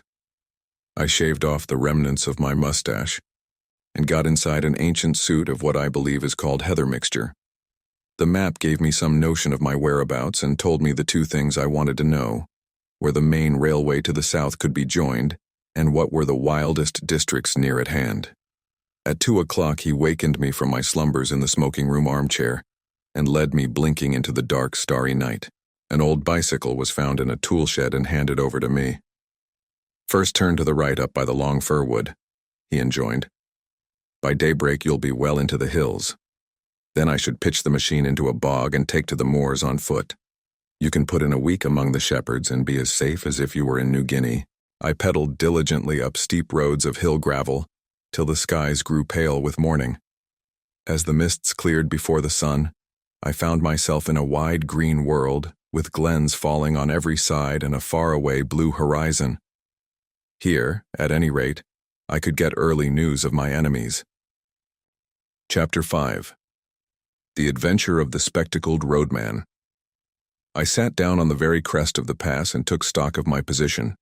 Behind me was the road climbing through a long cleft in the hills, which was the upper glen of some notable river. In front was a flat space of maybe a mile, all pitted with bog holes and rough with tussocks, and then beyond it the road fell steeply down another glen to a plain whose blue dimness melted into the distance. To left and right were round-shouldered green hills, as smooth as pancakes, but to the south, that is, the left hand, there was a glimpse of high heathery mountains which I remembered from the map as the big knot of hill which I had chosen for my sanctuary. I was on the central boss of a huge upland country, and could see everything moving for miles. In the meadows below the road half a mile back a cottage smoked, but it was the only sign of human life. Otherwise there was only the calling of plovers and the tinkling of little streams. It was now about 7 o'clock, and as I waited I heard once again that ominous beat in the air. Then I realized that my vantage ground might be in reality a trap.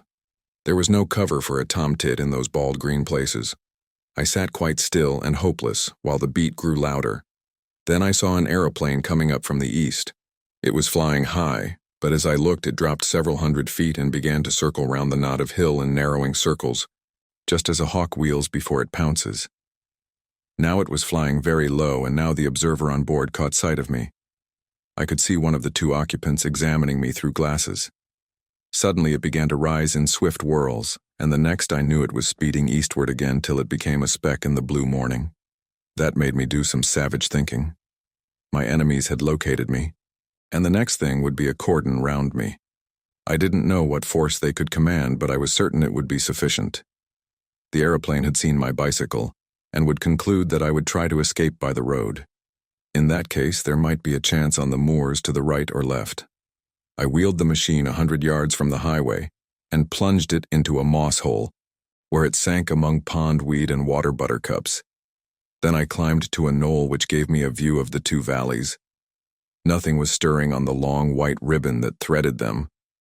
I have said there was not cover in the whole place to hide a rat. As the day advanced, it was flooded with soft, fresh light till it had the fragrant sunniness of the South African veld. At other times I would have liked the place, but now it seemed to suffocate me. The free moorlands were prison walls, and the keen hill air was the breath of a dungeon. I tossed a coin, heads right, tails left, and it fell heads, so I turned to the north. In a little I came to the brow of the ridge which was the containing wall of the pass. I saw the high road for maybe 10 miles, and far down it something that was moving, and that I took to be a motor car. Beyond the ridge I looked on a rolling green moor, which fell away into wooded glens.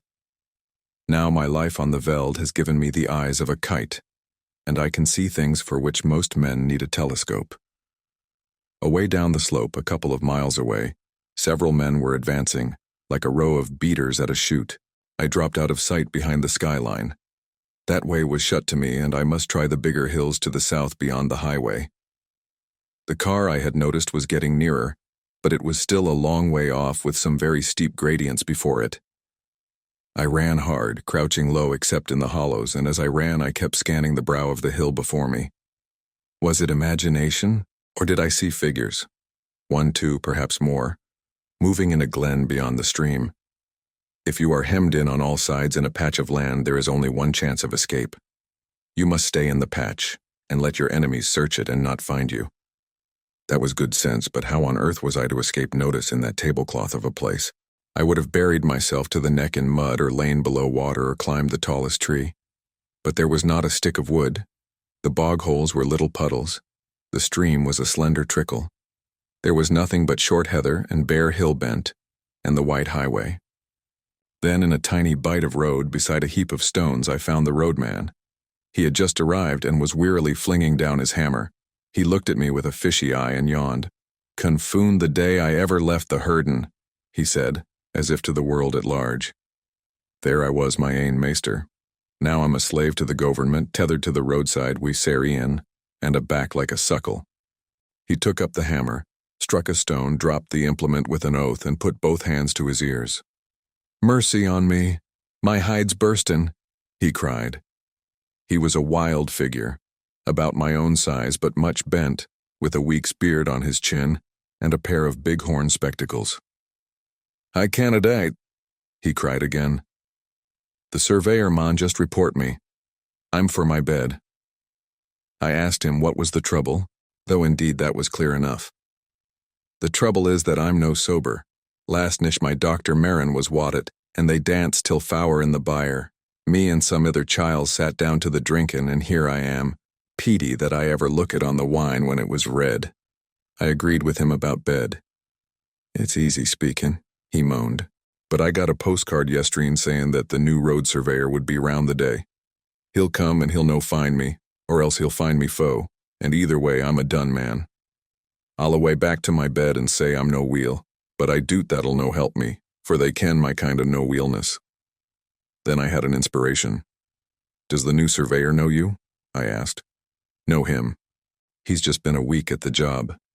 He rins about in a wee motor car and wad spear the inside oot o' a whelk."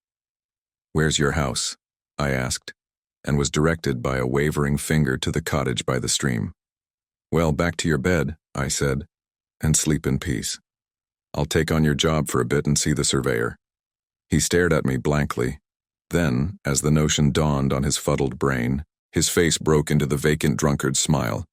"You're the Billy," he cried. "It'll be easy anoosh managed. I've finished that bing o' stains, so you needna chap ony mare this forenoon. Just take the berry, and wheel anoosh metal frae yon quarry doon the road to Mackinaither bing the morn. My name's Alexander Trummel, and I've been 7 year at the trade, and 20 afore that herdin' on Lythan water. My freens ken me ecky, and while specky for I wear glesses, being wake I the sicht. Just you speak the surveyor fair and ca him, sir, and he'll be fell pleased. I'll be back midday." I borrowed his spectacles and filthy old hat, stripped off coat, waistcoat, and collar, and gave him them to carry home. Borrowed, too, the foul stump of a clay pipe as an extra property. He indicated my simple tasks, and without more ado set off at an amble bedwards. Bed may have been his chief object, but I think there was also something left in the foot of a bottle. I prayed that he might be safe under cover before my friends arrived on the scene. Then I set to work to dress for the part. I opened the collar of my shirt. It was a vulgar blue and white check such as ploughmen wear, and revealed a neck as brown as any tinker's. I rolled up my sleeves, and there was a forearm which might have been a blacksmith's, sunburnt and rough with old scars. I got my boots and trouser legs all white from the dust of the road, and hitched up my trousers, tying them with string below the knee. Then I set to work on my face. With a handful of dust I made a watermark round my neck, the place where Mr. Turnbull's Sunday ablutions might be expected to stop. I rubbed a good deal of dirt also into the sunburn of my cheeks. A roadman's eyes would no doubt be a little inflamed, so I contrived to get some dust in both of mine, and by dint of vigorous rubbing produced a bleary effect.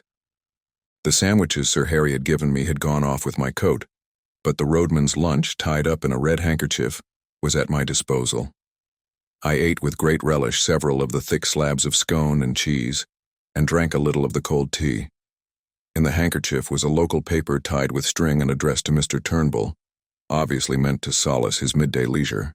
I did up the bundle again, and put the paper conspicuously beside it. My boots did not satisfy me, but by dint of kicking among the stones I reduced them to the granite-like surface which marks a roadman's footgear. Then I bit and scraped my fingernails till the edges were all cracked and uneven. The men I was matched against would miss no detail. I broke one of the bootlaces and retied it in a clumsy knot, and loosed the other so that my thick gray socks bulged over the uppers. Still no sign of anything on the road. The motor I had observed half an hour ago must have gone home. My toilet complete, I took up the barrow and began my journeys to and from the quarry 100 yards off. I remember an old scout in Rhodesia, who had done many queer things in his day, once telling me that the secret of playing a part was to think yourself into it. You could never keep it up, he said, unless you could manage to convince yourself that you were it. So I shut off all other thoughts and switched them on to the road mending. I thought of the little white cottage as my home. I recalled the years I had spent herding on Lythan water. I made my mind dwell lovingly on sleep in a box bed and a bottle of cheap whiskey. Still nothing appeared on that long white road. Now and then a sheep wandered off the heather to stare at me. A heron flopped down to a pool in the stream and started to fish, taking no more notice of me than if I had been a milestone. On I went, trundling my loads of stone, with the heavy step of the professional. Soon I grew warm, and the dust on my face changed into solid and abiding grit. I was already counting the hours till evening should put a limit to Mr. Turnbull's monotonous toil. Suddenly, a crisp voice spoke from the road, and looking up I saw a little Ford two-seater and a round-faced young man in a bowler hat. "Are you Alexander Turnbull?" he asked. "I am the new county road surveyor. You live at Black Hopefoot and have charge of the section from Laidlaw Byres to the Riggs? Good. A fair bit of road, Turnbull, and not badly engineered. A little soft about a mile off, and the edges want cleaning. See you look after that. Good morning. You'll know me the next time you see me." Clearly my get-up was good enough for the dreaded surveyor. I went on with my work, and as the morning grew towards noon, I was cheered by a little traffic. A baker's van breasted the hill and sold me a bag of ginger biscuits which I stowed in my trouser pockets against emergencies. Then a herd passed with sheep and disturbed me somewhat by asking loudly, what had become of Specky. "In bed with a colic," I replied, and the herd passed on. Just about midday a big car stole down the hill, glided past and drew up 100 yards beyond. Its 3 occupants descended as if to stretch their legs and sauntered towards me. 2 of the men I had seen before from the window of the Galloway Inn, one lean, sharp, and dark, the other comfortable and smiling. The third had the look of a countryman, a vet perhaps, or a small farmer. He was dressed in ill-cut knickerbockers, and the eye in his head was as bright and wary as a hen's. "Morning," said the last. "That's a fine easy job of yours." I had not looked up on their approach, and now when accosted I slowly and painfully straightened my back after the manner of roadmen, spat vigorously, after the manner of the low Scot, and regarded them steadily before replying. I confronted 3 pairs of eyes that missed nothing. "There's war jobs and there's better," I said sententiously. "I would rather hae yours, sittin' a day on your hinderlands on the cushions. It's you and your muckle cars that wreck my roads. If we had our richts, ye should be made to mend what ye break." The bright-eyed man was looking at the newspaper lying beside Turnbull's bundle. "I see you get your papers in good time," he said. I glanced at it casually. "Aye, in good time. Seeing that paper came out last Saturday, I'm just 6 days late." He picked it up, glanced at the superscription, and laid it down again. One of the others had been looking at my boots, and a word in German called the speaker's attention to them. "You've a fine taste in boots, Jarl," he said. "These were never made by a country shoemaker." "They were not," I said readily. "They were made in London. I got them for the gentleman that was here last year for the shootin'. What was his name now?" And I scratched a forgetful head. Again the sleek one spoke in German. "Let us get on," he said. "This fellow is all right." They asked one last question. "Did you see anyone pass early this morning? He might be on a bicycle or he might be on foot." I very nearly fell into the trap and told a story of a bicyclist hurrying past in the gray dawn. But I had the sense to see my danger. I pretended to consider very deeply. "I wasn't up very early," I said.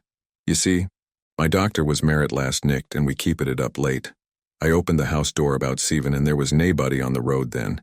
Since I cam up here there has just been the baker and the Roochill herd, besides you gentlemen." One of them gave me a cigar which I smelt gingerly and stuck in Turnbull's bundle. They got into their car and were out of sight in 3 minutes. My heart leaped with an enormous relief, but I went on wheeling my stones. It was as well, for 10 minutes later the car returned, one of the occupants waving a hand to me. Those gentry left nothing to chance. I finished Turnbull's bread and cheese, and pretty soon I'd finished the stones. The next step was what puzzled me. I could not keep up this road-making business for long. A merciful providence had kept Mr. Turnbull indoors, but if he appeared on the scene there would be trouble. I had a notion that the cordon was still tight round the glen, and that if I walked in any direction I should meet with questioners. But get out I must. No man's nerve could stand more than a day of being spied on. I stayed at my post till 5 o'clock. By that time I had resolved to go down to Turnbull's cottage at nightfall and take my chance of getting over the hills in the darkness. But suddenly a new car came up the road, and slowed down a yard or two from me. A fresh wind had risen, and the occupant wanted to light a cigarette. It was a touring car, with the tonneau full of an assortment of baggage. One man sat in it, and by an amazing chance I knew him. His name was Marmaduke Jopley, and he was an offense to creation. He was a sort of blood stockbroker, who did his business by toadying eldest sons and rich young peers and foolish old ladies. Marmy was a familiar figure I understood at balls and polo weeks and country houses. He was an adroit scandalmonger, and would crawl a mile on his belly to anything that had a title or a million. I had a business introduction to his firm when I came to London, and he was good enough to ask me to dinner at his club. There he showed off at a great rate and pattered about his duchesses till the snobbery of the creature turned me sick. I asked a man afterwards why nobody kicked him, and was told that Englishmen reverenced the weaker sex. Anyhow, there he was now, nattily dressed in a fine new car, obviously on his way to visit some of his smart friends. A sudden daftness took me, and in a second I had jumped into the tonneau and had him by the shoulder. "Hullo, Jopley," I sang out. "Well met, my lad." He got a horrid fright. His chin dropped as he stared at me. "Who the devil are you?" he gasped. "My name's Hannay," I said. "From Rhodesia, you remember?" "Good God, the murderer," he choked. "Just so. And there'll be a second murder, my dear, if you don't do as I tell you. Give me that coat of yours. That cap, too." He did as he was bid, for he was blind with terror. Over my dirty trousers and vulgar shirt I put on his smart driving coat, which buttoned high at the top and thereby hid the deficiencies of my collar. I stuck the cap on my head and added his gloves to my get-up. The dusty roadman in a minute was transformed into one of the neatest motorists in Scotland. On Mr. Jopley's head I clapped Turnbull's unspeakable hat and told him to keep it there. Then with some difficulty I turned the car. My plan was to go back the road he had come, for the watchers, having seen it before, would probably let it pass unremarked, and Marmy's figure was in no way like mine. "Now, my child," I said, "sit quite still and be a good boy. I mean you no harm. I'm only borrowing your car for an hour or two. But if you play me any tricks, and above all if you open your mouth, as sure as there's a God above me, I'll wring your neck. Savez?" I enjoyed that evening's ride. We ran 8 miles down the valley, through a village or two, and I could not help noticing several strange-looking folk lounging by the roadside. These were the watchers who would have had much to say to me if I had come in other garb or company. As it was, they looked incuriously on. One touched his cap in salute, and I responded graciously. As the dark fell, I turned up a side glen which, as I remember from the map, led into an unfrequented corner of the hills. Soon, the villages were left behind, then the farms, and then even the wayside cottage. Presently, we came to a lonely moor where the night was blackening the sunset gleam in the bog pools. Here we stopped, and I obligingly reversed the car and restored to Mr. Jopley his belongings. "1,000 thanks," I said. "There's more use in you than I thought. Now be off, and find the police." As I sat on the hillside watching the tail light dwindle, I reflected on the various kinds of crime I had now sampled.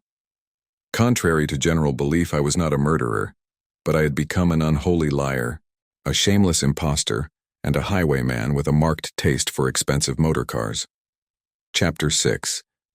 The Adventure of the Bald Archaeologist. I spent the night on a shelf of the hillside, in the lee of a boulder where the heather grew long and soft. It was a cold business, for I had neither coat nor waistcoat. These were in Mr. Turnbull's keeping, as was Scudder's little book, my watch, and, worst of all, my pipe and tobacco pouch. Only my money accompanied me in my belt, and about half a pound of ginger biscuits in my trousers pocket. I supped off half those biscuits, and by worming myself deep into the heather got some kind of warmth. My spirits had risen, and I was beginning to enjoy this crazy game of hide-and-seek. So far I had been miraculously lucky. The milkman, the literary innkeeper Sir Harry, the roadman, and the idiotic Marmy were all pieces of undeserved good fortune. Somehow the first success gave me a feeling that I was going to pull the thing through. My chief trouble was that I was desperately hungry. When a Jew shoots himself in the city and there is an inquest, The newspapers usually report that the deceased was well-nourished. I remember thinking that they would not call me well-nourished if I broke my neck in a bog hole. I lay and tortured myself, for the ginger biscuits merely emphasized the aching void, with the memory of all the good food I had thought so little of in London. There were Paddock's crisp sausages and fragrant shavings of bacon and shapely poached eggs. How often I had turned up my nose at them. There were the cutlets they did at the club, and a particular ham that stood on the cold table for which my soul lusted. My thoughts hovered over all varieties of mortal edible, and finally settled on a porterhouse steak and a quart of bitter with a Welsh rabbit to follow. In longing hopelessly for these dainties, I fell asleep. I woke very cold and stiff about an hour after dawn. It took me a little while to remember where I was, for I had been very weary and had slept heavily. I saw first the pale blue sky through a net of heather, then a big shoulder of hill, and then my own boots placed neatly in a blaeberry bush. I raised myself on my arms and looked down into the valley, and that one look set me lacing up my boots in mad haste. For there were men below, not more than a quarter of a mile off, spaced out on the hillside like a fan and beating the heather. Marmee had not been slow in looking for his revenge. I crawled out of my shelf into the cover of a boulder, and from it gained a shallow trench which slanted up the mountain face. This led me presently into the narrow gully of a burn, by way of which I scrambled to the top of the ridge. From there I looked back, and saw that I was still undiscovered. My pursuers were patiently quartering the hillside and moving upwards. Keeping behind the skyline, I ran for maybe half a mile, till I judged I was above the uppermost end of the glen. Then I showed myself and was instantly noted by one of the flankers, who passed the word to the others.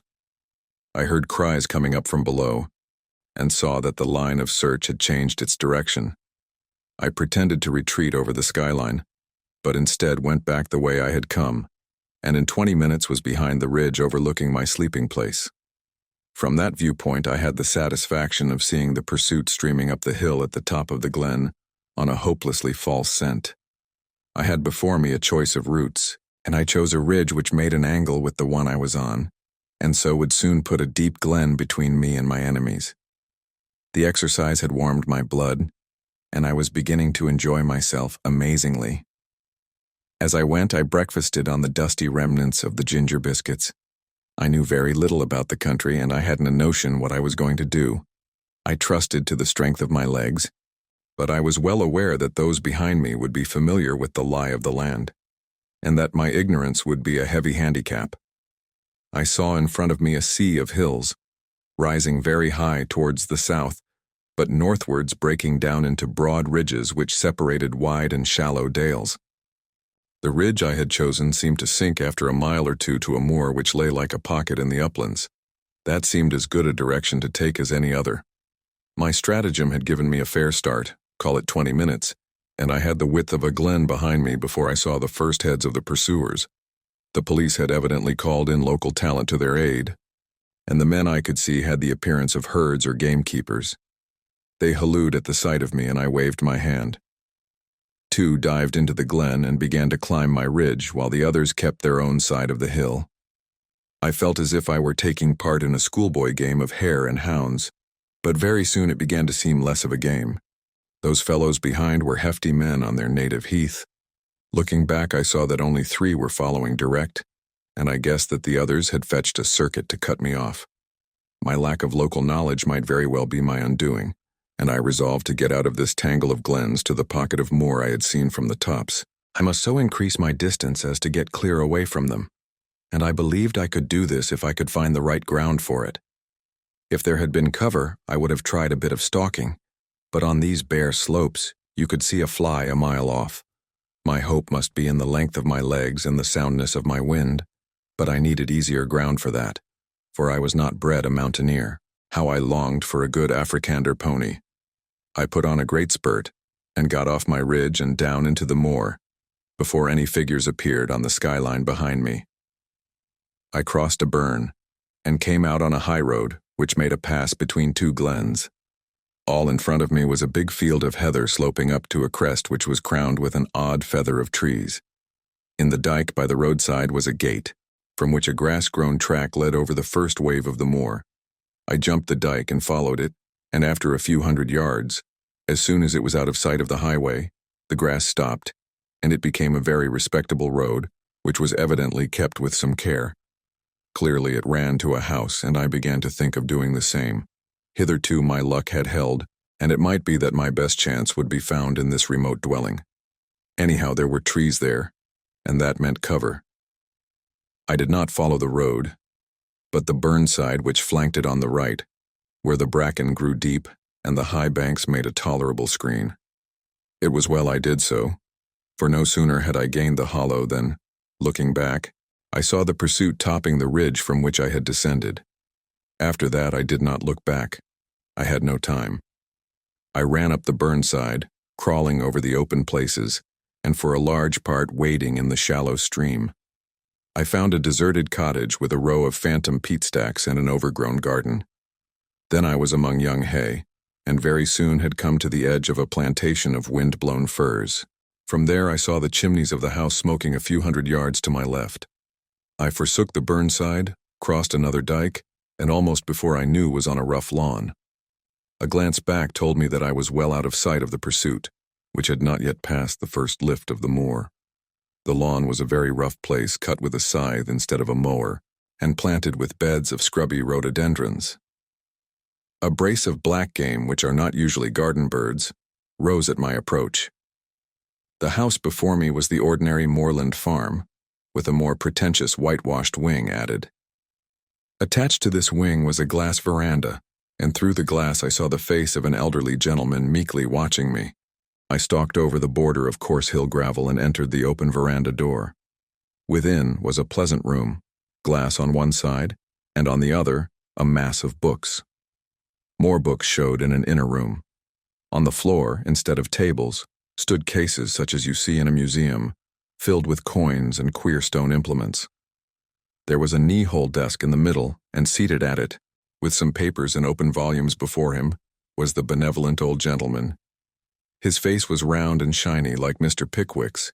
Big glasses were stuck on the end of his nose, and the top of his head was as bright and bare as a glass bottle. He never moved when I entered, but raised his placid eyebrows and waited on me to speak. It was not an easy job, with about 5 minutes to spare, to tell a stranger who I was and what I wanted, and to win his aid. I did not attempt it. There was something about the eye of the man before me, something so keen and knowledgeable that I could not find a word. I simply stared at him and stuttered. "You seem in a hurry, my friend," he said slowly. I nodded towards the window.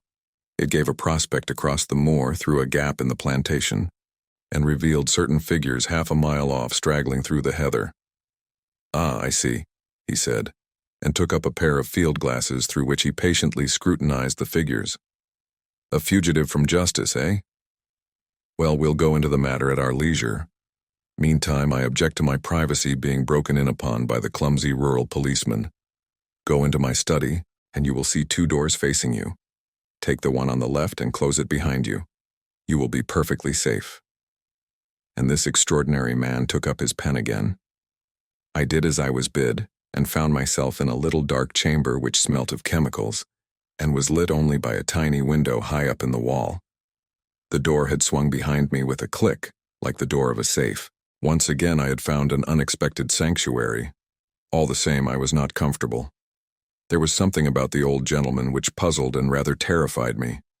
He had been too easy and ready, almost as if he had expected me. And his eyes had been horribly intelligent. No sound came to me in that dark place.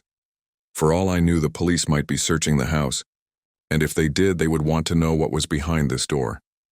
I tried to possess my soul in patience and to forget how hungry I was. Then I took a more cheerful view. The old gentleman could scarcely refuse me a meal, and I fell to reconstructing my breakfast. Bacon and eggs would content me, but I wanted the better part of a flitch of bacon and half 100 eggs. And then, while my mouth was watering in anticipation, there was a click and the door stood open. I emerged into the sunlight to find the master of the house sitting in a deep armchair in the room he called his study, and regarding me with curious eyes. "Have they gone?" I asked. "They have gone. I convinced them that you had crossed the hill. I do not choose that the police should come between me and one whom I am delighted to honor. This is a lucky morning for you, Mr. Richard Hannay." As he spoke, his eyelids seemed to tremble and to fall a little over his keen gray eyes. In a flash, the phrase of Scudder's came back to me. When he had described the man he most dreaded in the world, he had said that he could hood his eyes like a hawk. Then I saw that I had walked straight into the enemy's headquarters. My first impulse was to throttle the old ruffian and make for the open air. He seemed to anticipate my intention, for he smiled gently and nodded to the door behind me. I turned and saw two men-servants who had me covered with pistols. He knew my name, but he had never seen me before. And as the reflection darted across my mind, I saw a slender chance. "I don't know what you mean," I said roughly. "And who are you calling Richard Hannay? My name's Ainsley." "So?" he said, still smiling. "But of course you have others. We won't quarrel about a name." I was pulling myself together now, and I reflected that my garb, lacking coat and waistcoat and collar, would at any rate not betray me. I put on my surliest face and shrugged my shoulders. "I suppose you're going to give me up after all, and I call it a damn dirty trick. My God, I wish I had never seen that cursed motor car. Here's the money and be damned to you." And I flung 4 sovereigns on the table. He opened his eyes a little. "Oh no, I shall not give you up. My friends and I will have a little private settlement with you, that is all. You know a little too much, Mr. Hannay. You're a clever actor, but not quite clever enough." He spoke with assurance, but I could see the dawning of a doubt in his mind. "Oh, for God's sake, stop jawing," I cried. "Everything's against me. I haven't had a bit of luck since I came on shore at Leith. What's the harm in a poor devil with an empty stomach picking up some money he finds in a bust-up motor car? That's all I done, and for that I've been chivied for 2 days by those blasted bobbies over those blasted hills. I tell you, I'm fair sick of it. You can do what you like, old boy. Ned Ainsley's got no fight left in him." I could see that the doubt was gaining. "Will you oblige me with the story of your recent doings?" he asked. "I can't, Governor," I said in a real beggar's whine. "I've not had a bite to eat for 2 days. Give me a mouthful of food and then you'll hear God's truth." I must have showed my hunger in my face, for he signaled to one of the men in the doorway. A bit of cold pie was brought and a glass of beer, and I wolfed them down like a pig, or rather like Ned Ainsley, for I was keeping up my character. In the middle of my meal, he spoke suddenly to me in German, but I turned on him a face as blank as a stone wall. Then I told him my story, how I had come off an Archangel ship at Leith a week ago, and was making my way overland to my brother at Wigtown. I had run short of cash. I hinted vaguely at a spree, and I was pretty well on my uppers when I'd come on a hole in a hedge, and looking through, had seen a big motor car lying in the burn. I had poked about to see what had happened and had found 3 sovereigns lying on the seat and 1 on the floor. There was nobody there or any sign of an owner, so I had pocketed the cash. But somehow the law had got after me. When I had tried to change a sovereign in a baker's shop, the woman had cried on the police, and a little later, when I was washing my face in a burn, I had been nearly gripped and had only got away by leaving my coat and waistcoat behind me. "They can have the money back," I cried. "For a fat lot of good it's done me. Those perishers are all down on a poor man. Now, if it had been you, Governor, that had found the quids, nobody would have troubled you." "You're a good liar, Hannay," he said. I flew into a rage. "Stop fooling, damn you. I tell you my name's Ainsley, and I never heard of anyone called Hannay in my born days. I'd sooner have the police than you with your Hannays and your monkey-face pistol tricks. No, Governor, I beg pardon, I don't mean that. I'm much obliged to you for the grub, and I'll thank you to let me go now the coast's clear." It was obvious that he was badly puzzled. You see, he had never seen me, and my appearance must have altered considerably from my photographs, if he had got one of them. I was pretty smart and well-dressed in London, and now I was a regular tramp. "I do not propose to let you go. If you are what you say you are, you will soon have a chance of clearing yourself. If you are what I believe you are, I do not think you will see the light much longer." He rang a bell and a 3rd servant appeared from the veranda. "I want the Lanchester in 5 minutes," he said. "There will be 3 to luncheon." Then he looked steadily at me, and that was the hardest ordeal of all. There was something weird and devilish in those eyes, cold, malignant, unearthly, and most hellishly clever. They fascinated me like the bright eyes of a snake. I had a strong impulse to throw myself on his mercy and offer to join his side. And if you consider the way I felt about the whole thing, you will see that that impulse must have been purely physical, the weakness of a brain mesmerized and mastered by a stronger spirit. But I managed to stick it out, and even to grin. "You'll know me next time, Governor," I said. "Carl." He spoke in German to one of the men in the doorway. "You will put this fellow in the storeroom till I return, and you will be answerable to me for his keeping." I was marched out of the room with a pistol at each ear. The storeroom was a damp chamber in what had been the old farmhouse. There was no carpet on the uneven floor and nothing to sit down on but a school form. It was black as pitch, for the windows were heavily shuttered. I made out by groping that the walls were lined with boxes and barrels and sacks of some heavy stuff. The whole place smelt of mold and disuse. My jailers turned the key in the door, and I could hear them shifting their feet as they stood on guard outside. I sat down in that chilly darkness in a very miserable frame of mind. The old boy had gone off in a motor to collect the 2 ruffians who had interviewed me yesterday. Now they had seen me as the roadman, and they would remember me, for I was in the same rig. What was a roadman doing 20 miles from his beat, pursued by the police? A question or two would put them on the track. Probably they had seen Mr. Turnbull, probably Marmee too. Most likely they could link me up with Sir Harry, and then the whole thing would be crystal clear. What chance had I in this moorland house with 3 desperadoes and their armed servants? I began to think wistfully of the police, now plodding over the hills after my wraith. They at any rate were fellow countrymen and honest men, and their tender mercies would be kinder than these ghoulish aliens, but they wouldn't have listened to me. That old devil with the eyelids had not taken long to get rid of them. I thought he probably had some kind of graft with the constabulary. Most likely he had letters from cabinet ministers saying he was to be given every facility for plotting against Britain. That's the sort of owlish way we run our politics in this jolly old country. The 3 would be back for lunch, so I hadn't more than a couple of hours to wait. It was simply waiting on destruction, for I could see no way out of this mess. I wished that I had Scudder's courage, for I am free to confess I didn't feel any great fortitude. The only thing that kept me going was that I was pretty furious. It made me boil with rage to think of those 3 spies getting the pull on me like this. I hoped that at any rate, I might be able to twist one of their necks before they downed me. The more I thought of it, the angrier I grew, and I had to get up and move about the room. I tried the shutters, but they were the kind that lock with a key and I couldn't move them. From the outside came the faint clucking of hens in the warm sun. Then I groped among the sacks and boxes. I couldn't open the latter, and the sacks seemed to be full of things like dog biscuits that smelt of cinnamon. But as I circumnavigated the room, I found a handle in the wall which seemed worth investigating. It was the door of a wall cupboard, what they call a press in Scotland, and it was locked. I shook it, and it seemed rather flimsy. For want of something better to do, I put out my strength on that door, getting some purchase on the handle by looping my braces round it. Presently the thing gave with a crash which I thought would bring in my warders to inquire. I waited for a bit, and then started to explore the cupboard shelves. There was a multitude of queer things there. I found an odd vesta or 2 in my trouser pockets and struck a light. It was out in a second, but it showed me one thing. There was a little stock of electric torches on one shelf. I picked up one and found it was in working order. With a torch to help me, I investigated further.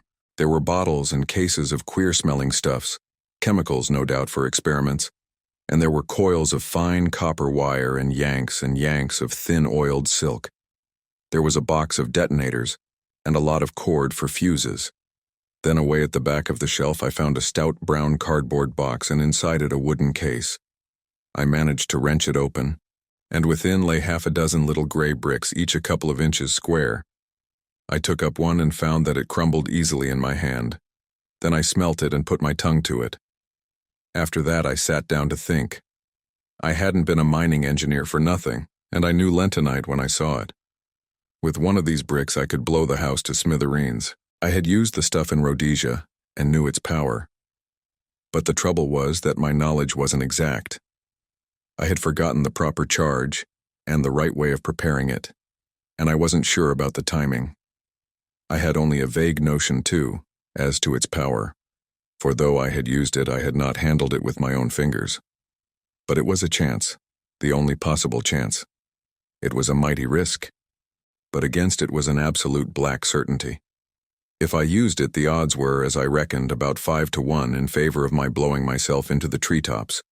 But if I didn't, I should very likely be occupying a 6-foot hole in the garden by the evening.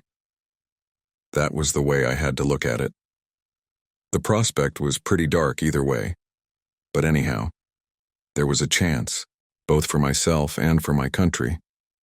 The remembrance of little Scudder decided me. It was about the beastliest moment of my life, for I'm no good at these cold-blooded resolutions. Still, I managed to rake up the pluck to set my teeth and choke back the horrid doubts that flooded in on me. I simply shut off my mind and pretended I was doing an experiment as simple as Guy Fawkes fireworks. I got a detonator and fixed it to a couple of feet of fuse. Then I took a quarter of a lentonite brick and buried it near the door below one of the sacks in a crack of the floor, fixing the detonator in it. For all I knew, half those boxes might be dynamite. If the cupboard held such deadly explosives, why not the boxes? In that case, there would be a glorious skyward journey for me and the German servants and about an acre of surrounding country. There was also the risk that the detonation might set off the other bricks in the cupboard, for I had forgotten most that I knew about lentonite, but it didn't do to begin thinking about the possibilities. The odds were horrible, but I had to take them. I ensconced myself just below the sill of the window and lit the fuse. Then I waited for a moment or two. There was dead silence, only a shuffle of heavy boots in the passage and the peaceful cluck of hens from the warm out-of-doors. I commended my soul to my Maker and wondered where I would be in 5 seconds. A great wave of heat seemed to surge upwards from the floor and hang for a blistering instant in the air. Then the wall opposite me flashed into a golden yellow and dissolved with a rending thunder that hammered my brain into a pulp. Something dropped on me, catching the point of my left shoulder, and then I think I became unconscious. My stupor can scarcely have lasted beyond a few seconds.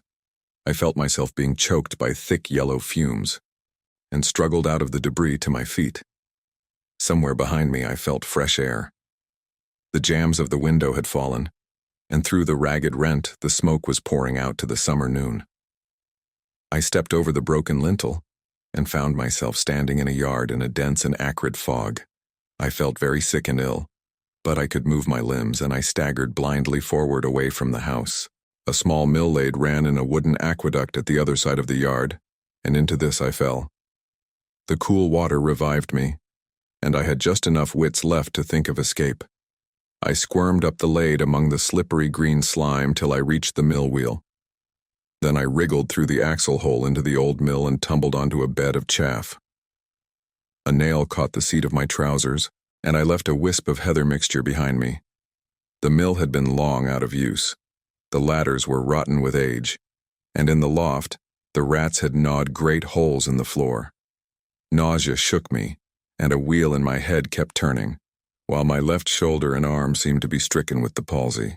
I looked out of the window and saw a fog still hanging over the house and smoke escaping from an upper window. Please God, I had set the place on fire, for I could hear confused cries coming from the other side. But I had no time to linger, since this mill was obviously a bad hiding place. Anyone looking for me would naturally follow the lade, and I made certain the search would begin as soon as they found that my body was not in the storeroom. From another window I saw that on the far side of the mill stood an old stone dovecote. If I could get there without leaving tracks, I might find a hiding place, for I argued that my enemies, if they thought I could move, would conclude I had made for open country, and would go seeking me on the moor.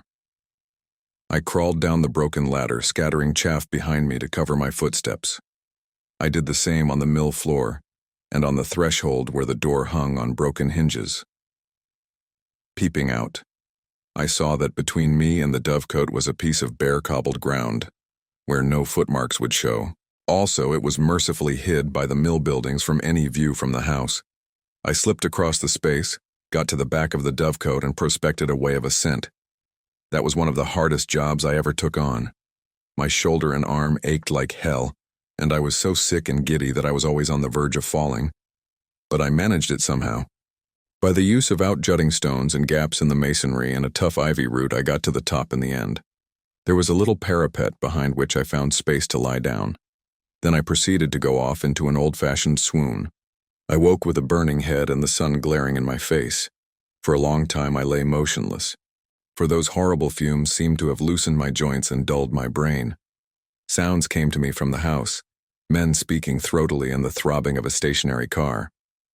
There was a little gap in the parapet to which I wriggled, and from which I had some sort of prospect of the yard. I saw figures come out, a servant with his head bound up, and then a younger man in knickerbockers. They were looking for something, and moved towards the mill. Then one of them caught sight of the wisp of cloth on the nail, and cried out to the other. They both went back to the house, and brought two more to look at it. I saw the rotund figure of my late captor, and I thought I made out the man with the lisp. I noticed that all had pistols. For half an hour they ransacked the mill. I could hear them kicking over the barrels and pulling up the rotten planking. Then they came outside and stood just below the dovecote arguing fiercely. The servant with the bandage was being soundly rated. I heard them fiddling with the door of the dovecote, and for one horrid moment I fancied they were coming up. Then they thought better of it and went back to the house. All that long, blistering afternoon I lay baking on the rooftop. Thirst was my chief torment. My tongue was like a stick, and to make it worse I could hear the cool drip of water from the mill lade. I watched the course of the little stream as it came in from the moor, and my fancy followed it to the top of the glen, where it must issue from an icy fountain fringed with cool ferns and mosses. I would have given £1,000 to plunge my face into that. I had a fine prospect of the whole ring of moorland. I saw the car speed away with 2 occupants and a man on a hill pony riding east. I judged they were looking for me, and I wished them joy of their quest. But I saw something else more interesting. The house stood almost on the summit of a swell of moorland which crowned a sort of plateau, and there was no higher point nearer than the big hills 6 miles off. The actual summit, as I have mentioned, was a biggish clump of trees, firs mostly, with a few ashes and beeches. On the dovecote I was almost on a level with the treetops and could see what lay beyond. The wood was not solid, but only a ring, and inside was an oval of green turf for all the world like a big cricket field. I didn't take long to guess what it was. It was an aerodrome, and a secret one. The place had been most cunningly chosen, for suppose anyone were watching an aeroplane descending here, he would think it had gone over the hill beyond the trees. As the place was on the top of a rise in the midst of a big amphitheater, any observer from any direction would conclude it had passed out of view behind the hill. Only a man very close at hand would realize that the aeroplane had not gone over, but had descended in the midst of the wood. An observer with a telescope on one of the higher hills might have discovered the truth, but only herds went there, and herds do not carry spyglasses. When I looked from the dovecote, I could see far away a blue line which I knew was the sea, and I grew furious to think that our enemies had this secret conning tower to rake our waterways. Then I reflected that if that aeroplane came back, the chances were 10 to 1 that I would be discovered. So through the afternoon I lay and prayed for the coming of darkness, and glad I was when the sun went down over the big western hills and the twilight haze crept over the moor. The aeroplane was late. The gloaming was far advanced when I heard the beat of wings and saw it volplaning downward to its home in the wood. Lights twinkled for a bit, and there was much coming and going from the house. Then the dark fell, and silence. Thank God it was a black night. The moon was well on its last quarter and would not rise till late. My thirst was too great to allow me to tarry, so about 9 o'clock, so far as I could judge, I started to descend. It wasn't easy, and halfway down I heard the back door of the house open, and saw the gleam of a lantern against the mill wall. For some agonizing minutes I hung by the ivy and prayed that whoever it was would not come round by the dovecote. Then the light disappeared, and I dropped as softly as I could onto the hard soil of the yard. I crawled on my belly in the lee of a stone dike till I reached the fringe of trees which surrounded the house. If I had known how to do it, I would have tried to put that aeroplane out of action, but I realized that any attempt would probably be futile. I was pretty certain that there would be some kind of defense round the house, so I went through the wood on hands and knees, feeling carefully every inch before me. It was as well, for presently I came on a wire about 2 feet from the ground. If I had tripped over that, it would doubtless have rung some bell in the house and I would have been captured. 100 yards farther on, I found another wire cunningly placed on the edge of a small stream. Beyond that lay the moor, and in 5 minutes I was deep in bracken and heather. Soon I was round the shoulder of the rise in the little glen from which the mill lade flowed. 10 minutes later my face was in the spring, and I was soaking down pints of the blessed water. But I did not stop till I had put 6 miles between me and that accursed dwelling. Chapter 7. The Dry Fly Fisherman. I sat down on a hilltop and took stock of my position. I wasn't feeling very happy, for my natural thankfulness at my escape was clouded by my severe bodily discomfort. Those lentonite fumes had fairly poisoned me, and the baking hours on the dovecote hadn't helped matters. I had a crushing headache and felt as sick as a cat. Also, my shoulder was in a bad way. At first I thought it was only a bruise, but it seemed to be swelling and I had no use of my left arm. My plan was to seek Mr. Turnbull's cottage, recover my garments, and especially Scudder's notebook, and then make for the main line and get back to the south. It seemed to me that the sooner I got in touch with the Foreign Office man, Sir Walter Bullivant, the better. I didn't see how I could get more proof than I had got already.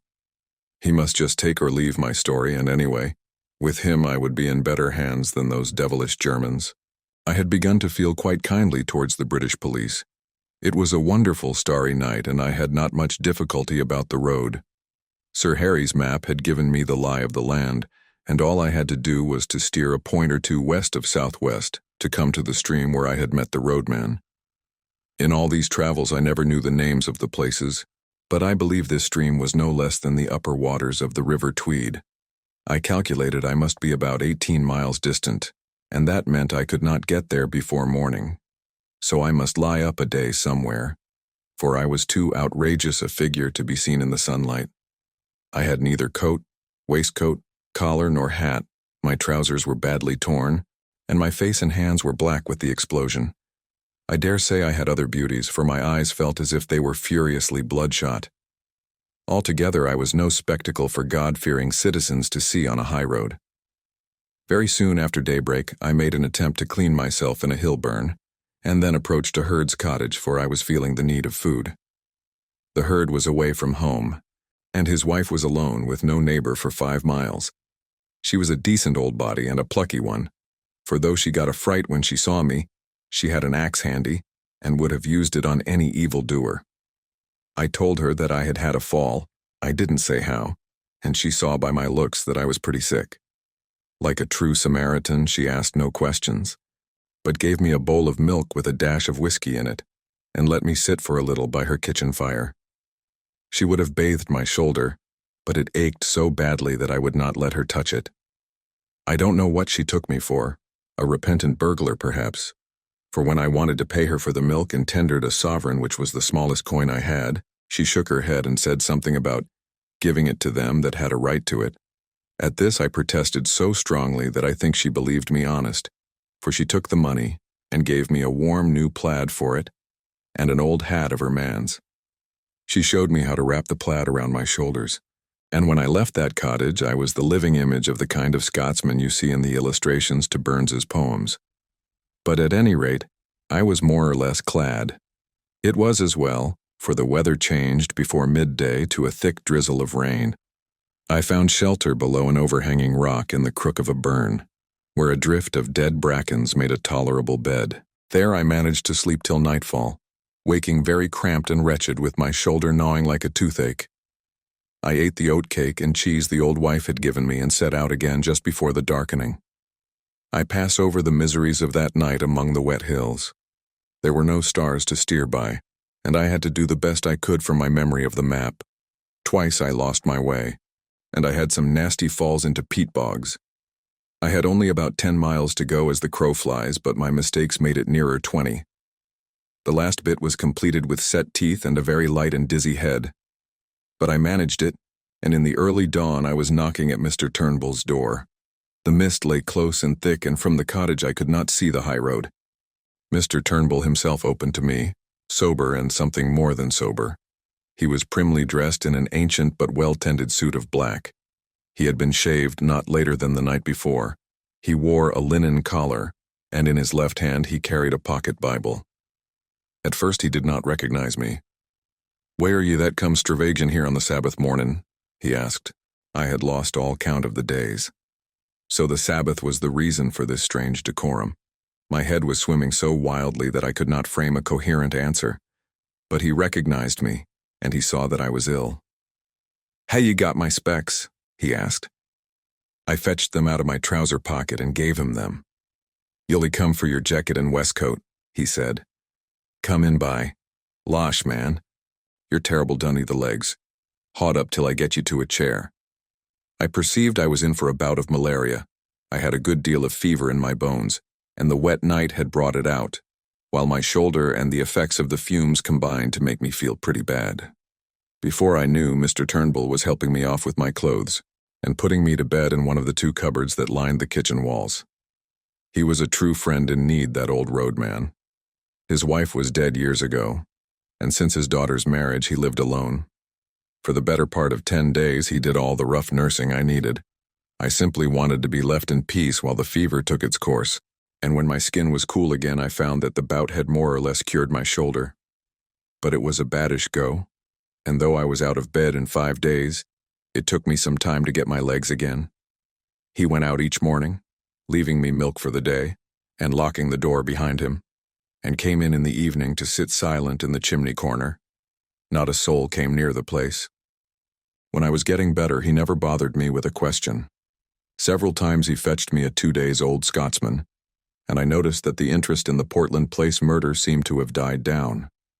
There was no mention of it, and I could find very little about anything except a thing called the General Assembly, some ecclesiastical spree, I gathered. One day he produced my belt from a lockfast drawer. "There's a terrible heap of siller, ain't?" he said. "You'd better coon it to see it's a-there." He never even sought my name. I asked him if anybody had been around making inquiries subsequent to my spell at the road-making. Aye, there was a man in a motor car.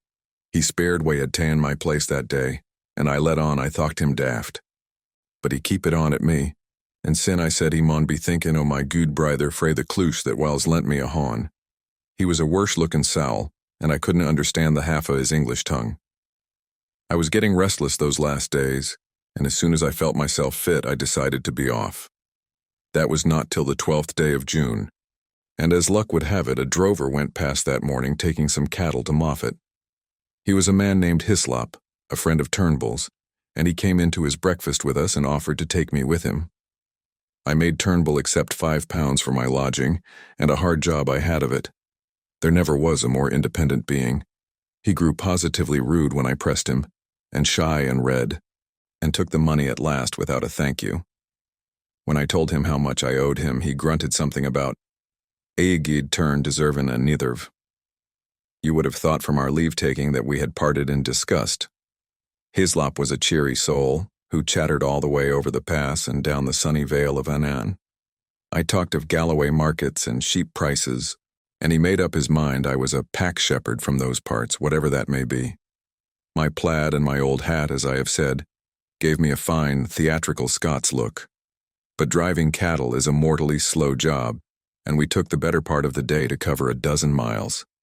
If I had not had such an anxious heart, I would have enjoyed that time. It was shining blue weather, with a constantly changing prospect of brown hills and far green meadows, and a continual sound of larks and curlews and falling streams. But I had no mind for the summer, and little for Hislop's conversation, for as the fateful 15th of June drew near, I was overweighed with the hopeless difficulties of my enterprise.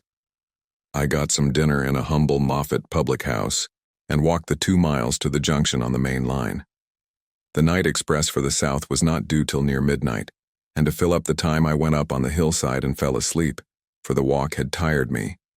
I all but slept too long, and had to run to the station and catch the train with 2 minutes to spare. The feel of the hard third-class cushions and the smell of stale tobacco cheered me up wonderfully.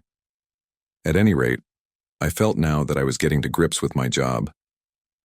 I was decanted at Crewe in the small hours and had to wait till 6 to get a train for Birmingham. In the afternoon I got to Reading and changed into a local train which journeyed into the deeps of Berkshire. Presently I was in a land of lush water meadows and slow, reedy streams. About 8 o'clock in the evening, a weary and travel-stained being, a cross between a farm laborer and a vet, with a checked black and white plaid over his arm, for I did not dare to wear it south of the border, descended at the little station of Artonswell. There were several people on the platform, and I thought I had better wait to ask my way till I was clear of the place. The road led through a wood of great beeches, and then into a shallow valley, with the green backs of downs peeping over the distant trees. After Scotland, the air smelt heavy and flat, but infinitely sweet, for the limes and chestnuts and lilac bushes were domes of blossom. Presently I came to a bridge, below which a clear, slow stream flowed between snowy beds of water buttercups. A little above it was a mill, and the lasher made a pleasant, cool sound in the scented dusk. Somehow the place soothed me and put me at my ease. I fell to whistling as I looked into the green depths, and the tune which came to my lips was Annie Laurie. A fisherman came up from the waterside, and as he neared me, he too began to whistle. The tune was infectious, for he followed my suit. He was a huge man in untidy old flannels and a wide-brimmed hat, with a canvas bag slung on his shoulder. He nodded to me, and I thought I had never seen a shrewder or better-tempered face. He leaned his delicate 10-foot split cane rod against the bridge and looked with me at the water. "Clear, isn't it?" he said pleasantly. "I back our Kennet any day against the test. Look at that big fellow, 4 pounds if he's an ounce. But the evening rise is over, and you can't tempt him." "I don't see him," said I. "Look, there, a yard from the reeds just above that stickle. I've got him now. You might swear he was a black stone." "So," he said, and whistled another bar of Annie Laurie. "Twisden's the name, isn't it?" he said over his shoulder, his eyes still fixed on the stream. "No," I said. "I mean to say, yes." I had forgotten all about my alias. "It's a wise conspirator that knows his own name," he observed, grinning broadly at a moorhen that emerged from the bridge's shadow. I stood up and looked at him, at the square, cleft jaw and broad, lined brow and the firm folds of cheek, and began to think that here at last was an ally worth having. His whimsical blue eyes seemed to go very deep. Suddenly he frowned. "I call it disgraceful," he said, raising his voice. "Disgraceful that an able-bodied man like you should dare to beg. You can get a meal from my kitchen, but you'll get no money from me." A dog cart was passing, driven by a young man who raised his whip to salute the fisherman. When he had gone, he picked up his rod. "That's my house," he said, pointing to a white gate 100 yards on. "Wait 5 minutes, and then go round to the back door." And with that, he left me. I did as I was bidden. I found a pretty cottage with a lawn running down to the stream, and a perfect jungle of guelder rose and lilac flanking the path. The back door stood open, and a grave butler was awaiting me. "Come this way, sir," he said, and he led me along a passage and up a back staircase to a pleasant bedroom looking towards the river. There I found a complete outfit laid out for me, dress clothes with all the fixings, a brown flannel suit, shirts, collars, ties, shaving things and hairbrushes, even a pair of patent shoes. "Sir Walter thought as how Mr. Reggie's things would fit you, sir," said the butler. "He keeps some clothes here, for he comes regular on the weekends. There's a bathroom next door, and I've prepared a 'ot bath. Dinner in half an hour, sir, you'll 'ear the gong." The grave being withdrew, and I sat down in a chintz-covered easy-chair and gaped. It was like a pantomime, to come suddenly out of beggardom into this orderly comfort. Obviously, Sir Walter believed in me, though why he did I could not guess. I looked at myself in the mirror and saw a wild, haggard brown fellow, with a fortnight's ragged beard and dust in ears and eyes, collarless, vulgarly shirted, with shapeless old tweed clothes and boots that had not been cleaned for the better part of a month. I made a fine tramp and a fair drover, and here I was, ushered by a prim butler into this temple of gracious ease. And the best of it was that they did not even know my name. I resolved not to puzzle my head, but to take the gifts the gods had provided. I shaved and bathed luxuriously, and got into the dress clothes and clean, crackling shirt, which fitted me not so badly. By the time I had finished, the looking-glass showed a not unpersonable young man. Sir Walter awaited me in a dusky dining room where a little round table was lit with silver candles. The sight of him, so respectable and established and secure, the embodiment of law and government and all the conventions, took me aback and made me feel an interloper. He couldn't know the truth about me, or he wouldn't treat me like this. I simply could not accept his hospitality on false pretenses. "I'm more obliged to you than I can say, but I'm bound to make things clear," I said. "I'm an innocent man, but I'm wanted by the police. I've got to tell you this, and I won't be surprised if you kick me out." He smiled. "That's all right. Don't let that interfere with your appetite. We can talk about these things after dinner." I never ate a meal with greater relish, for I had had nothing all day but railway sandwiches. Sir Walter did me proud, for we drank a good champagne and had some uncommon fine port afterwards. It made me almost hysterical to be sitting there, waited on by a footman and a sleek butler, and remember that I had been living for 3 weeks like a brigand, with every man's hand against me. I told Sir Walter about tigerfish in the Zambezi that bite off your fingers if you give them a chance, and we discussed sport up and down the globe, for he had hunted a bit in his day. We went to his study for coffee, a jolly room full of books and trophies and untidiness and comfort. I made up my mind that if ever I got rid of this business and had a house of my own, I would create just such a room. Then when the coffee cups were cleared away, and we had got our cigars alight, my host swung his long legs over the side of his chair and bade me get started with my yarn. "I've obeyed Harry's instructions," he said, "and the bribe he offered me was that you would tell me something to wake me up. I'm ready, Mr. Hannay." I noticed with a start that he called me by my proper name. I began at the very beginning.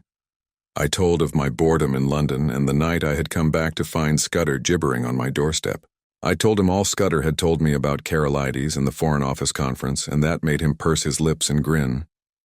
Then I got to the murder, and he grew solemn again. He heard all about the milkman and my time in Galloway, and my deciphering Scudder's notes at the inn. "You've got them here?" he asked sharply, and drew a long breath when I whipped the little book from my pocket. I said nothing of the contents. Then I described my meeting with Sir Harry and the speeches at the hall. At that he laughed uproariously. "Harry talked dashed nonsense, did he? I quite believe it. He's as good a chap as ever breathed, but his idiot of an uncle has stuffed his head with maggots. Go on, Mr. Hannay." My day as roadman excited him a bit. He made me describe the 2 fellows in the car very closely, and seemed to be raking back in his memory. He grew merry again when he heard of the fate of that ass Jopley, but the old man in the moorland house solemnized him. Again I had to describe every detail of his appearance, bland and bald-headed and hooded his eyes like a bird. He sounds a sinister wildfowl, and you dynamited his hermitage after he had saved you from the police. Spirited piece of work, that. Presently I reached the end of my wanderings. He got up slowly and looked down at me from the hearthrug. "You may dismiss the police from your mind," he said. "You're in no danger from the law of this land." "Great Scott!" I cried. "Have they got the murderer?" "No, but for the last fortnight they have dropped you from the list of possibles." "Why?" I asked in amazement. "Principally because I received a letter from Scudder. I knew something of the man, and he did several jobs for me. He was half crank, half genius, but he was wholly honest. The trouble about him was his partiality for playing a lone hand. That made him pretty well useless in any secret service. A pity, for he had uncommon gifts. I think he was the bravest man in the world, for he was always shivering with fright, and yet nothing would choke him off. I had a letter from him on the 31st of May, but he had been dead a week by then. The letter was written and posted on the 23rd. He evidently did not anticipate an immediate decease. His communications usually took a week to reach me, for they were sent under cover to Spain and then to Newcastle. He had a mania, you know, for concealing his tracks. "What did he say?" I stammered. "Nothing. Merely that he was in danger but had found shelter with a good friend, and that I would hear from him before the 15th of June. He gave me no address but said he was living near Portland Place. I think his object was to clear you if anything happened. When I got it, I went to Scotland Yard, went over the details of the inquest, and concluded that you were the friend. We made inquiries about you, Mr. Hannay, and found you were respectable. I thought I knew the motives for your disappearance. Not only the police, the other one too, and when I got Harry's scrawl I guessed at the rest. I have been expecting you any time this past week. You can imagine what a load this took off my mind. I felt a free man once more, for I was now up against my country's enemies only and not my country's law. Now let us have the little notebook, said Sir Walter. It took us a good hour to work through it. I explained the cipher, and he was jolly quick at picking it up. He amended my reading of it on several points, but I had been fairly correct on the whole. His face was very grave before he had finished, and he sat silent for a while. I don't know what to make of it, he said at last. He is right about one thing. What is going to happen the day after tomorrow? How the devil can it have got known? That is ugly enough in itself. But all this about war and the Black Stone, it reads like some wild melodrama. If only I had more confidence in Scudder's judgment. The trouble about him was that he was too romantic. He had the artistic temperament and wanted a story to be better than God meant it to be. He had a lot of odd biases, too. Jews, for example, made him see red. Jews and the high finance. The Black Stone, he repeated. Der Schwarze Stein. It's like a penny novelette. And all this stuff about Carolides. That is the weak part of the tale, for I happen to know that the virtuous Carolides is likely to outlast us both. There is no state in Europe that wants him gone.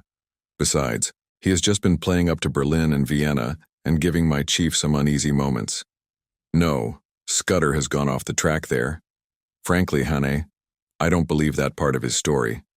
There's some nasty business afoot, and he found out too much and lost his life over it.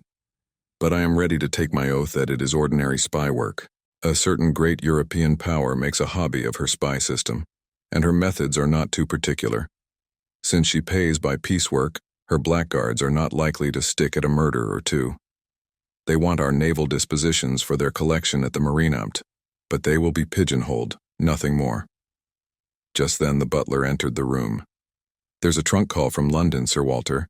It's Mr. Eath, and he wants to speak to you personally.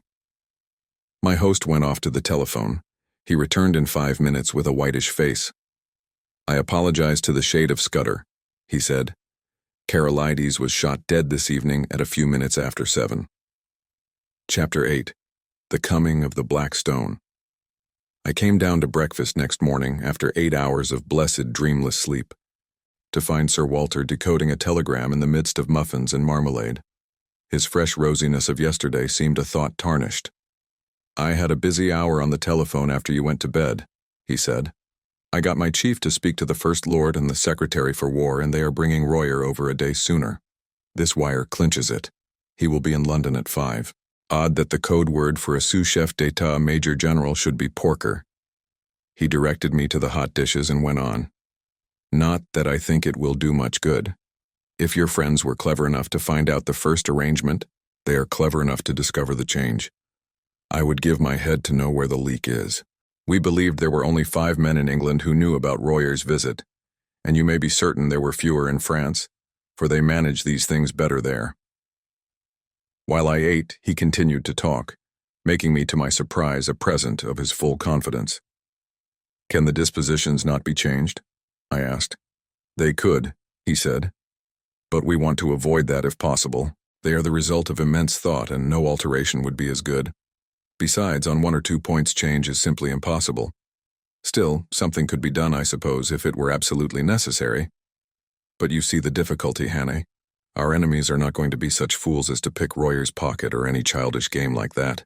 They know that would mean a row and put us on our guard. Their aim is to get the details without any one of us knowing, so that Royer will go back to Paris in the belief that the whole business is still deadly secret. If they can't do that, they fail. For once we suspect, they know that the whole thing must be altered. Then we must stick by the Frenchman's side till he is home again, I said. If they thought they could get the information in Paris, they would try there. It means that they have some deep scheme on foot in London, which they reckon is going to win out. Royer dines with my chief, and then comes to my house where 4 people will see him. Whittaker from the Admiralty, myself, Sir Arthur Drew and General Winstanley. The First Lord is ill and is gone to Sheringham. At my house he will get a certain document from Whitaker, and after that he will be motored to Portsmouth, where a destroyer will take him to Havre. His journey is too important for the ordinary boat train. He will never be left unattended for a moment till he is safe on French soil. The same with Whitaker till he meets Royer. That is the best we can do, and it's hard to see how there can be any miscarriage. But I don't mind admitting that I'm horribly nervous. This murder of Carolides will play the deuce in the chancelleries of Europe. After breakfast, he asked me if I could drive a car. Well, you'll be my chauffeur today and wear Hudson's rig. You're about his size. You have a hand in this business and we are taking no risks. There are desperate men against us who will not respect the country retreat of an overworked official. When I first came to London, I had bought a car and amused myself with running about the south of England, so I knew something of the geography. I took Sir Walter to town by the Bath Road and made good going. It was a soft, breathless June morning, with a promise of sultriness later, but it was delicious enough swinging through the little towns with their freshly watered streets and past the summer gardens of the Thames Valley. I landed Sir Walter at his house in Queen Anne's Gate punctually by 11:30. The butler was coming up by train with the luggage. The first thing he did was to take me round to Scotland Yard. There we saw a prim gentleman with a clean-shaven, lawyer's face. "I've brought you the Portland Place murderer," was Sir Walter's introduction. The reply was a wry smile. "It would have been a welcome present, Bullivant. This, I presume, is Mr. Richard Hannay, who for some days greatly interested my department. Mr. Hannay will interest it again. He has much to tell you, but not today. For certain grave reasons, his tale must wait for 4 hours. Then I can promise you, you will be entertained and possibly edified. I want you to assure Mr. Hannay that he will suffer no further inconvenience." This assurance was promptly given. "You can take up your life where you left off," I was told. "Your flat, which probably you no longer wish to occupy, is waiting for you and your man is still there. As you were never publicly accused, we considered that there was no need of a public exculpation, but on that, of course, you must please yourself. We may want your assistance later on, McGillivray," Sir Walter said as we left. Then he turned me loose. "Come and see me tomorrow, Hannay. I needn't tell you to keep deadly quiet. If I were you, I would go to bed, for you must have considerable arrears of sleep to overtake. You had better lie low, for if one of your Blackstone friends saw you there might be trouble." I felt curiously at a loose end. At first it was very pleasant to be a free man, able to go where I wanted without fearing anything. I had only been a month under the ban of the law, and it was quite enough for me. I went to the Savoy and ordered very carefully a very good luncheon, and then smoked the best cigar the house could provide. But I was still feeling nervous. When I saw anybody look at me in the lounge, I grew shy, and wondered if they were thinking about the murder. After that, I took a taxi and drove miles away, up into North London. I walked back through fields and lines of villas and terraces and then slums and mean streets, and it took me pretty nearly 2 hours. All the while my restlessness was growing worse. I felt that great things, tremendous things, were happening or about to happen, and I, who was the cogwheel of the whole business, was out of it. Royer would be landing at Dover. Sir Walter would be making plans with the few people in England who were in the secret, and somewhere in the darkness the Blackstone would be working. I felt the sense of danger and impending calamity, and I had the curious feeling, too, that I alone could avert it, alone could grapple with it. But I was out of the game now. How could it be otherwise? It was not likely that cabinet ministers and admiralty lords and generals would admit me to their councils. I actually began to wish that I could run up against one of my 3 enemies. That would lead to developments. I felt that I wanted enormously to have a vulgar scrap with those gentry, where I could hit out and flatten something. I was rapidly getting into a very bad temper. I didn't feel like going back to my flat. That had to be faced sometime, but as I still had sufficient money, I thought I would put it off till next morning and go to a hotel for the night. My irritation lasted through dinner, which I had at a restaurant in Jermyn Street. I was no longer hungry and let several courses pass untasted. I drank the best part of a bottle of Burgundy, but it did nothing to cheer me. An abominable restlessness had taken possession of me.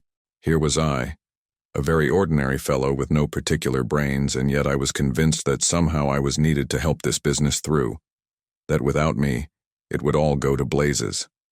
I told myself it was sheer silly conceit, that 4 or 5 of the cleverest people living, with all the might of the British Empire at their back, had the job in hand. Yet I couldn't be convinced. It seemed as if a voice kept speaking in my ear, telling me to be up and doing, or I would never sleep again. The upshot was that about 9:30 I made up my mind to go to Queen Anne's Gate. Very likely I would not be admitted, but it would ease my conscience to try. I walked down Jermyn Street and at the corner of Duke Street past a group of young men. They were in evening dress, had been dining somewhere, and were going on to a music hall. One of them was Mr. Marmaduke Jopley. He saw me and stopped short. "By God, the murderer!" he cried. "Here, you fellows, hold him. That's Hannay, the man who did the Portland Place murder." He gripped me by the arm and the others crowded round. I wasn't looking for any trouble, but my ill temper made me play the fool. A policeman came up and I should have told him the truth, and if he didn't believe it, demanded to be taken to Scotland Yard, or for that matter to the nearest police station. But a delay at that moment seemed to me unendurable, and the sight of Marmy's imbecile face was more than I could bear. I let out with my left and had the satisfaction of seeing him measure his length in the gutter. Then began an unholy row. They were all on me at once, and the policeman took me in the rear. I got in 1 or 2 good blows, for I think, with fair play, I could have licked the lot of them, but the policeman pinned me behind, and one of them got his fingers on my throat. Through a black cloud of rage I heard the officer of the law asking what was the matter, and Marmy, between his broken teeth, declaring that I was Hannay the murderer. "Oh, damn it all," I cried. "Make the fellow shut up. I advise you to leave me alone, Constable. Scotland Yard knows all about me, and you'll get a proper wigging if you interfere with me." "You've got to come along of me, young man," said the policeman. "I saw you strike that gentleman cruel hard. You began it too, for he wasn't doing nothing." "I seen you. Best go quietly or I'll have to fix you up." Exasperation and an overwhelming sense that at no cost must I delay gave me the strength of a bull elephant. I fairly wrenched the constable off his feet, floored the man who was gripping my collar, and set off at my best pace down Duke Street. I heard a whistle being blown and the rush of men behind me. I have a very fair turn of speed, and that night I had wings. In a jiffy I was in Pall Mall and had turned down toward St. James's Park. I dodged the policeman at the palace gates, dived through a press of carriages at the entrance to the mall, and was making for the bridge before my pursuers had crossed the roadway. In the open ways of the park I put on a spurt. Happily there were few people about and no one tried to stop me. I was staking all on getting to Queen Anne's Gate. When I entered that quiet thoroughfare it seemed deserted. Sir Walter's house was in the narrow part, and outside it 3 or 4 motor cars were drawn up. I slackened speed some yards off and walked briskly up to the door. If the butler refused me admission, or if he even delayed to open the door, I was done. He didn't delay. I had scarcely rung before the door opened. "I must see Sir Walter," I panted. "My business is desperately important." That butler was a great man. Without moving a muscle, he held the door open and then shut it behind me. "Sir Walter is engaged, sir, and I have orders to admit no one. Perhaps you will wait." The house was of the old-fashioned kind, with a wide hall and rooms on both sides of it. At the far end was an alcove with a telephone and a couple of chairs, and there the butler offered me a seat. "See here," I whispered. "There's trouble about and I'm in it. But Sir Walter knows, and I'm working for him. If anyone comes and asks if I am here, tell him a lie." He nodded, and presently there was a noise of voices in the street, and a furious ringing at the bell. I never admired a man more than that butler. He opened the door, and with a face like a graven image waited to be questioned. Then he gave them it. He told them whose house it was, and what his orders were, and simply froze them off the doorstep. I could see it all from my alcove, and it was better than any play. I hadn't waited long till there came another ring at the bell. The butler made no bones about admitting this new visitor. While he was taking off his coat, I saw who it was. You couldn't open a newspaper or a magazine without seeing that face. The gray beard cut like a spade, The firm fighting mouth, the blunt square nose, and the keen blue eyes. I recognized the first Sea Lord, the man, they say, that made the new British Navy. He passed my alcove and was ushered into a room at the back of the hall. As the door opened, I could hear the sound of low voices. It shut, and I was left alone again. For 20 minutes I sat there wondering what I was to do next. I was still perfectly convinced that I was wanted, but when or how I had no notion. I kept looking at my watch, and as the time crept on to past, he walked past me, and in passing he glanced in my direction, and for a second we looked each other in the face. Only for a second, but it was enough to make my heart jump. I had never seen the great man before, and he had never seen me. But in that fraction of time something sprang into his eyes, and that something was recognition. You can't mistake it. It is a flicker, a spark of light, a minute shade of difference which means one thing and one thing only. It came involuntarily, for in a moment it died, and he passed on. In a maze of wild fancies, I heard the street door close behind him. I picked up the telephone book and looked up the number of his house. We were connected at once, and I heard a servant's voice. "Is his lordship at home?" I asked. "His lordship returned half an hour ago," said the voice, "and has gone to bed. He is not very well tonight. Will you leave a message, sir?" I rang off and almost tumbled into a chair. My part in this business was not yet ended. It had been a close shave, but I had been in time. Not a moment could be lost, so I marched boldly to the door of that back room and entered without knocking. 5 surprised faces looked up from a round table. There was Sir Walter and Drew, the War Minister, whom I knew from his photographs. There was a slim, elderly man, who was probably Whitaker, the Admiralty official, and there was General Winstanley, conspicuous from the long scar on his forehead. Lastly, there was a short, stout man with an iron-gray mustache and bushy eyebrows, who had been arrested in the middle of a sentence. Sir Walter's face showed surprise and annoyance. "This is Mr. Hannay, of whom I have spoken to you," he said apologetically to the company. "I'm afraid, Hannay, this visit is ill-timed." I was getting back my coolness. "That remains to be seen, sir," I said, "but I think it may be in the nick of time. For God's sake, gentlemen, tell me who went out a minute ago." "Lord Alloa," Sir Walter said, reddening with anger. "It was not," I cried. "It was his living image, but it was not Lord Alloa. It was someone who recognized me, someone I have seen in the last month." He had scarcely left the doorstep when I rang up Lord Alloa's house and was told he had come in half an hour before and had gone to bed. Who, someone stammered. "The Black Stone," I cried, and I sat down in the chair so recently vacated and looked round at 5 badly scared gentlemen. Chapter 9. The 39 steps. "Nonsense," said the official from the Admiralty. Sir Walter got up and left the room while we looked blankly at the table. He came back in 10 minutes with a long face. "I have spoken to Alloa," he said. "Had him out of bed, very grumpy. He went straight home after Mulross's dinner." "But it's madness," broke in General Winstanley. "Do you mean to tell me that that man came here and sat beside me for the best part of half an hour, and that I didn't detect the imposture? Alloa must be out of his mind." "Don't you see the cleverness of it?" I said. "You were too interested in other things to have any eyes. You took Lord Alloa for granted. If it had been anybody else, you might have looked more closely, but it was natural for him to be here, and that put you all to sleep." Then the Frenchman spoke very slowly and in good English. "The young man is right, his psychology is good. Our enemies have not been foolish." He bent his wise brows on the assembly. "I will tell you a tale," he said. "It happened many years ago in Senegal. I was quartered in a remote station, and to pass the time used to go fishing for big barbel in the river.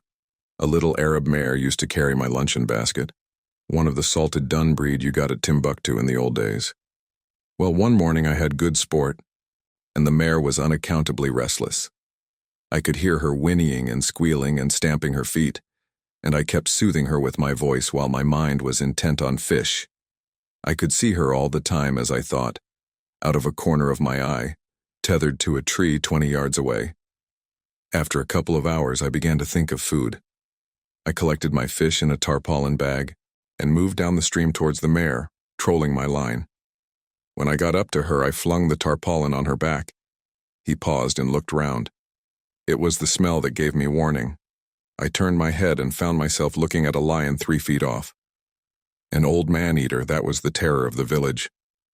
What was left of the mare, a mass of blood and bones and hide, was behind him. What happened? I asked. I was enough of a hunter to know a true yarn when I heard it. I stuffed my fishing rod into his jaws, and I had a pistol. Also, my servants came presently with rifles, but he left his mark on me. He held up a hand which lacked 3 fingers. Consider, he said.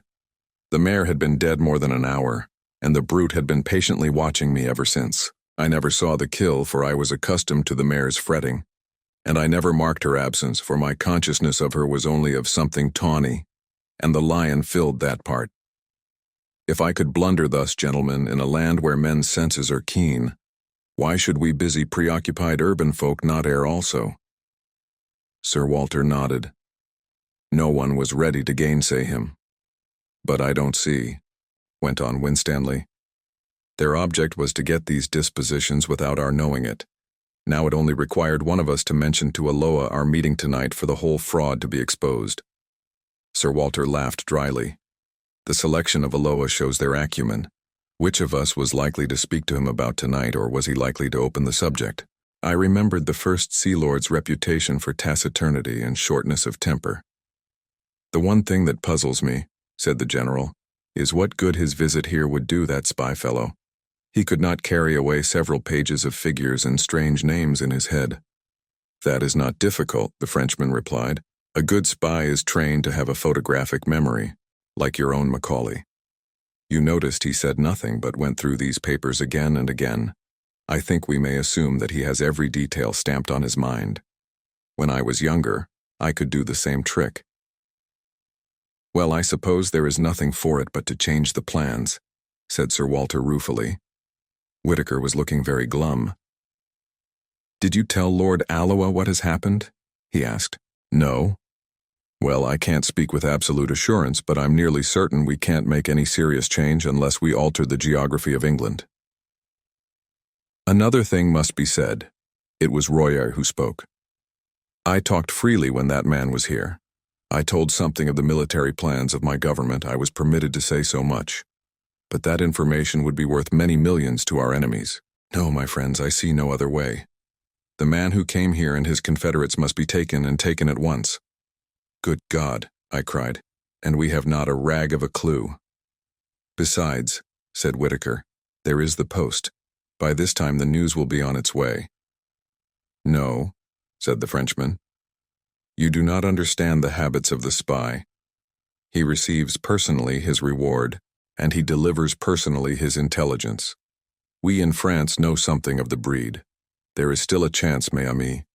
These men must cross the sea, and there are ships to be searched and ports to be watched. Believe me, the need is desperate for both France and Britain. Royer's grave good sense seemed to pull us together.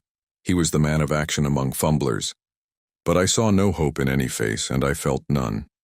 Where among the 50 millions of these islands and within a dozen hours were we to lay hands on the 3 cleverest rogues in Europe? Then suddenly I had an inspiration. Where is Scudder's book? I cried to Sir Walter. Quick, man, I remember something in it. He unlocked the door of a bureau and gave it to me. I found the place. 39 steps, and I read, and again 39 steps. I counted them. High tide, 10. 17 p.m. The Admiralty man was looking at me as if he thought I had gone mad. Don't you see it's a clue? I shouted. Scudder knew where these fellows laired. He knew where they were going to leave the country, though he kept the name to himself. Tomorrow was the day, and it was some place where high tide was at 10. 17. They may have gone tonight, someone said. Not they. They have their own snug secret way, and they won't be hurried. I know Germans, and they are mad about working to a plan. Where the devil can I get a book of tide tables? Whitaker brightened up. It's a chance, he said. Let's go over to the Admiralty. We got into 2 of the waiting motor cars, all but Sir Walter, who went off to Scotland Yard, to mobilize MacGillivray, so he said. We marched through empty corridors and big bare chambers where the charwomen were busy, till we reached a little room lined with books and maps. A resident clerk was unearthed who presently fetched from the library the Admiralty tide tables. I sat at the desk and the others stood round, for somehow or other I had got charge of this expedition. It was no good. There were hundreds of entries, and so far as I could see 10. 17 might cover 50 places. We had to find some way of narrowing the possibilities. I took my head in my hands and thought, there must be some way of reading this riddle. What did Scudder mean by steps? I thought of dock steps, but if he had meant that, I didn't think he would have mentioned the number. It must be some place where there were several staircases, and one marked out from the others by having 39 steps. Then I had a sudden thought, and hunted up all the steamer sailings. There was no boat which left for the continent at 10:17 p.m. Why was high tide so important? If it was a harbor, it must be some little place where the tide mattered, or else it was a heavy draft boat. But there was no regular steamer sailing at that hour, and somehow I didn't think they would travel by a big boat from a regular harbor. So it must be some little harbor where the tide was important, or perhaps no harbor at all. But if it was a little port, I couldn't see what the steps signified. There were no sets of staircases on any harbor that I had ever seen. It must be some place which a particular staircase identified, and where the tide was full at 10:17. On the whole, it seemed to me that the place must be a bit of open coast. But the staircases kept puzzling me. Then I went back to wider considerations. Whereabouts would a man be likely to leave for Germany? A man in a hurry who wanted a speedy and a secret passage. Not from any of the big harbors, and not from the Channel or the West Coast or Scotland, for, remember, he was starting from London. I measured the distance on the map and tried to put myself in the enemy's shoes. I should try for Ostend, or Antwerp, or Rotterdam, and I should sail from somewhere on the east coast between Cromer and Dover. All this was very loose guessing, and I don't pretend it was ingenious or scientific. I wasn't any kind of Sherlock Holmes, but I have always fancied I had a kind of instinct about questions like this. I don't know if I can explain myself, but I used to use my brains as far as they went, and after they came to a blank wall I guessed, and I usually found my guesses pretty right. So I set out all my conclusions on a bit of Admiralty paper. They ran like this. Fairly certain. 1. Place where there are several sets of stairs. One that matters distinguished by having 39 steps. 2. Full tide at 10:17 p.m., leaving shore only possible at full tide. 3. Steps not dock steps, and so place probably not harbor. 4. No regular night steamer at 10:17. Means of transport must be tramp, unlikely, yacht or fishing boat. There my reasoning stopped. I made another list which I headed guessed, but I was just as sure of the one as the other. Guessed. 1. Place not harbor but open coast. 2. Boat small, trawler, yacht, or launch. 3. Place somewhere on east coast between Cromer and Dover. It struck me as odd that I should be sitting at that desk with a cabinet minister, a field marshal, 2 high government officials, and a French general watching me, while from the scribble of a dead man I was trying to drag a secret which meant life or death for us. Sir Walter had joined us, and presently McGillivray arrived. He had sent out instructions to watch the ports and railway stations for the 3 men whom I had described to Sir Walter. Not that he or anybody else thought that that would do much good. "Here's the most I can make of it," I said. "We have got to find a place where there are several staircases down to the beach, one of which has 39 steps. I think it's a piece of open coast with biggish cliffs somewhere between the Wash and the Channel. Also, it's a place where full tide is at 10:17 tomorrow night." Then an idea struck me. Is there no inspector of coast guards or some fellow like that who knows the East Coast? Whitaker said there was, and that he lived in Clapham. He went off in a car to fetch him, and the rest of us sat about the little room and talked of anything that came into our heads. I lit a pipe and went over the whole thing again till my brain grew weary. About 1 in the morning, the Coast Guard man arrived. He was a fine old fellow with the look of a naval officer, and was desperately respectful to the company. I left the War Minister to cross-examine him, for I felt he would think it cheek in me to talk. "We want you to tell us the places you know on the East Coast where there are cliffs, and where several sets of steps run down to the beach." He thought for a bit. "What kind of steps do you mean, sir? There are plenty of places with roads cut down through the cliffs, and most roads have a step or two in them. Or do you mean regular staircases? All steps, so to speak?" Sir Arthur looked towards me. "We mean regular staircases," I said. He reflected a minute or two. "I don't know that I can think of any. Wait a second.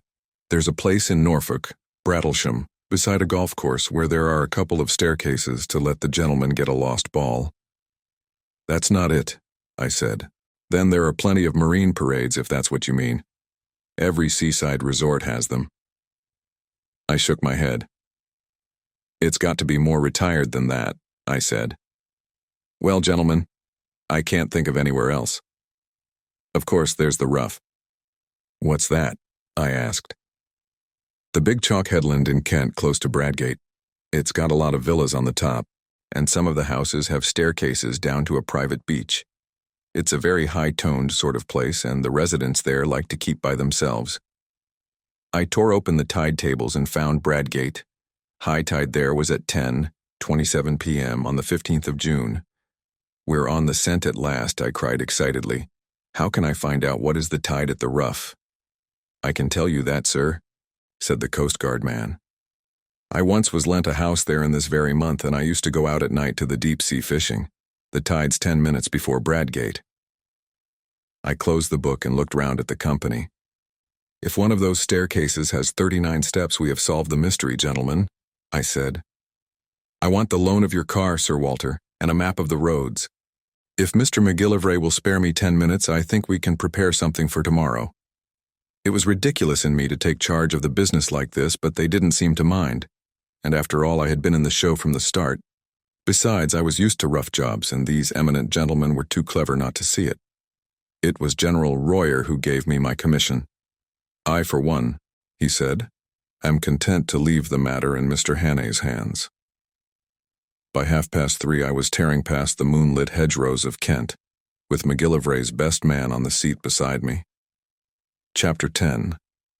Various Parties Converging on the Sea. A pink and blue June morning found me at Bradgate looking from the Griffin Hotel over a smooth sea to the lightship on the Cock Sands, which seemed the size of a bellbuoy.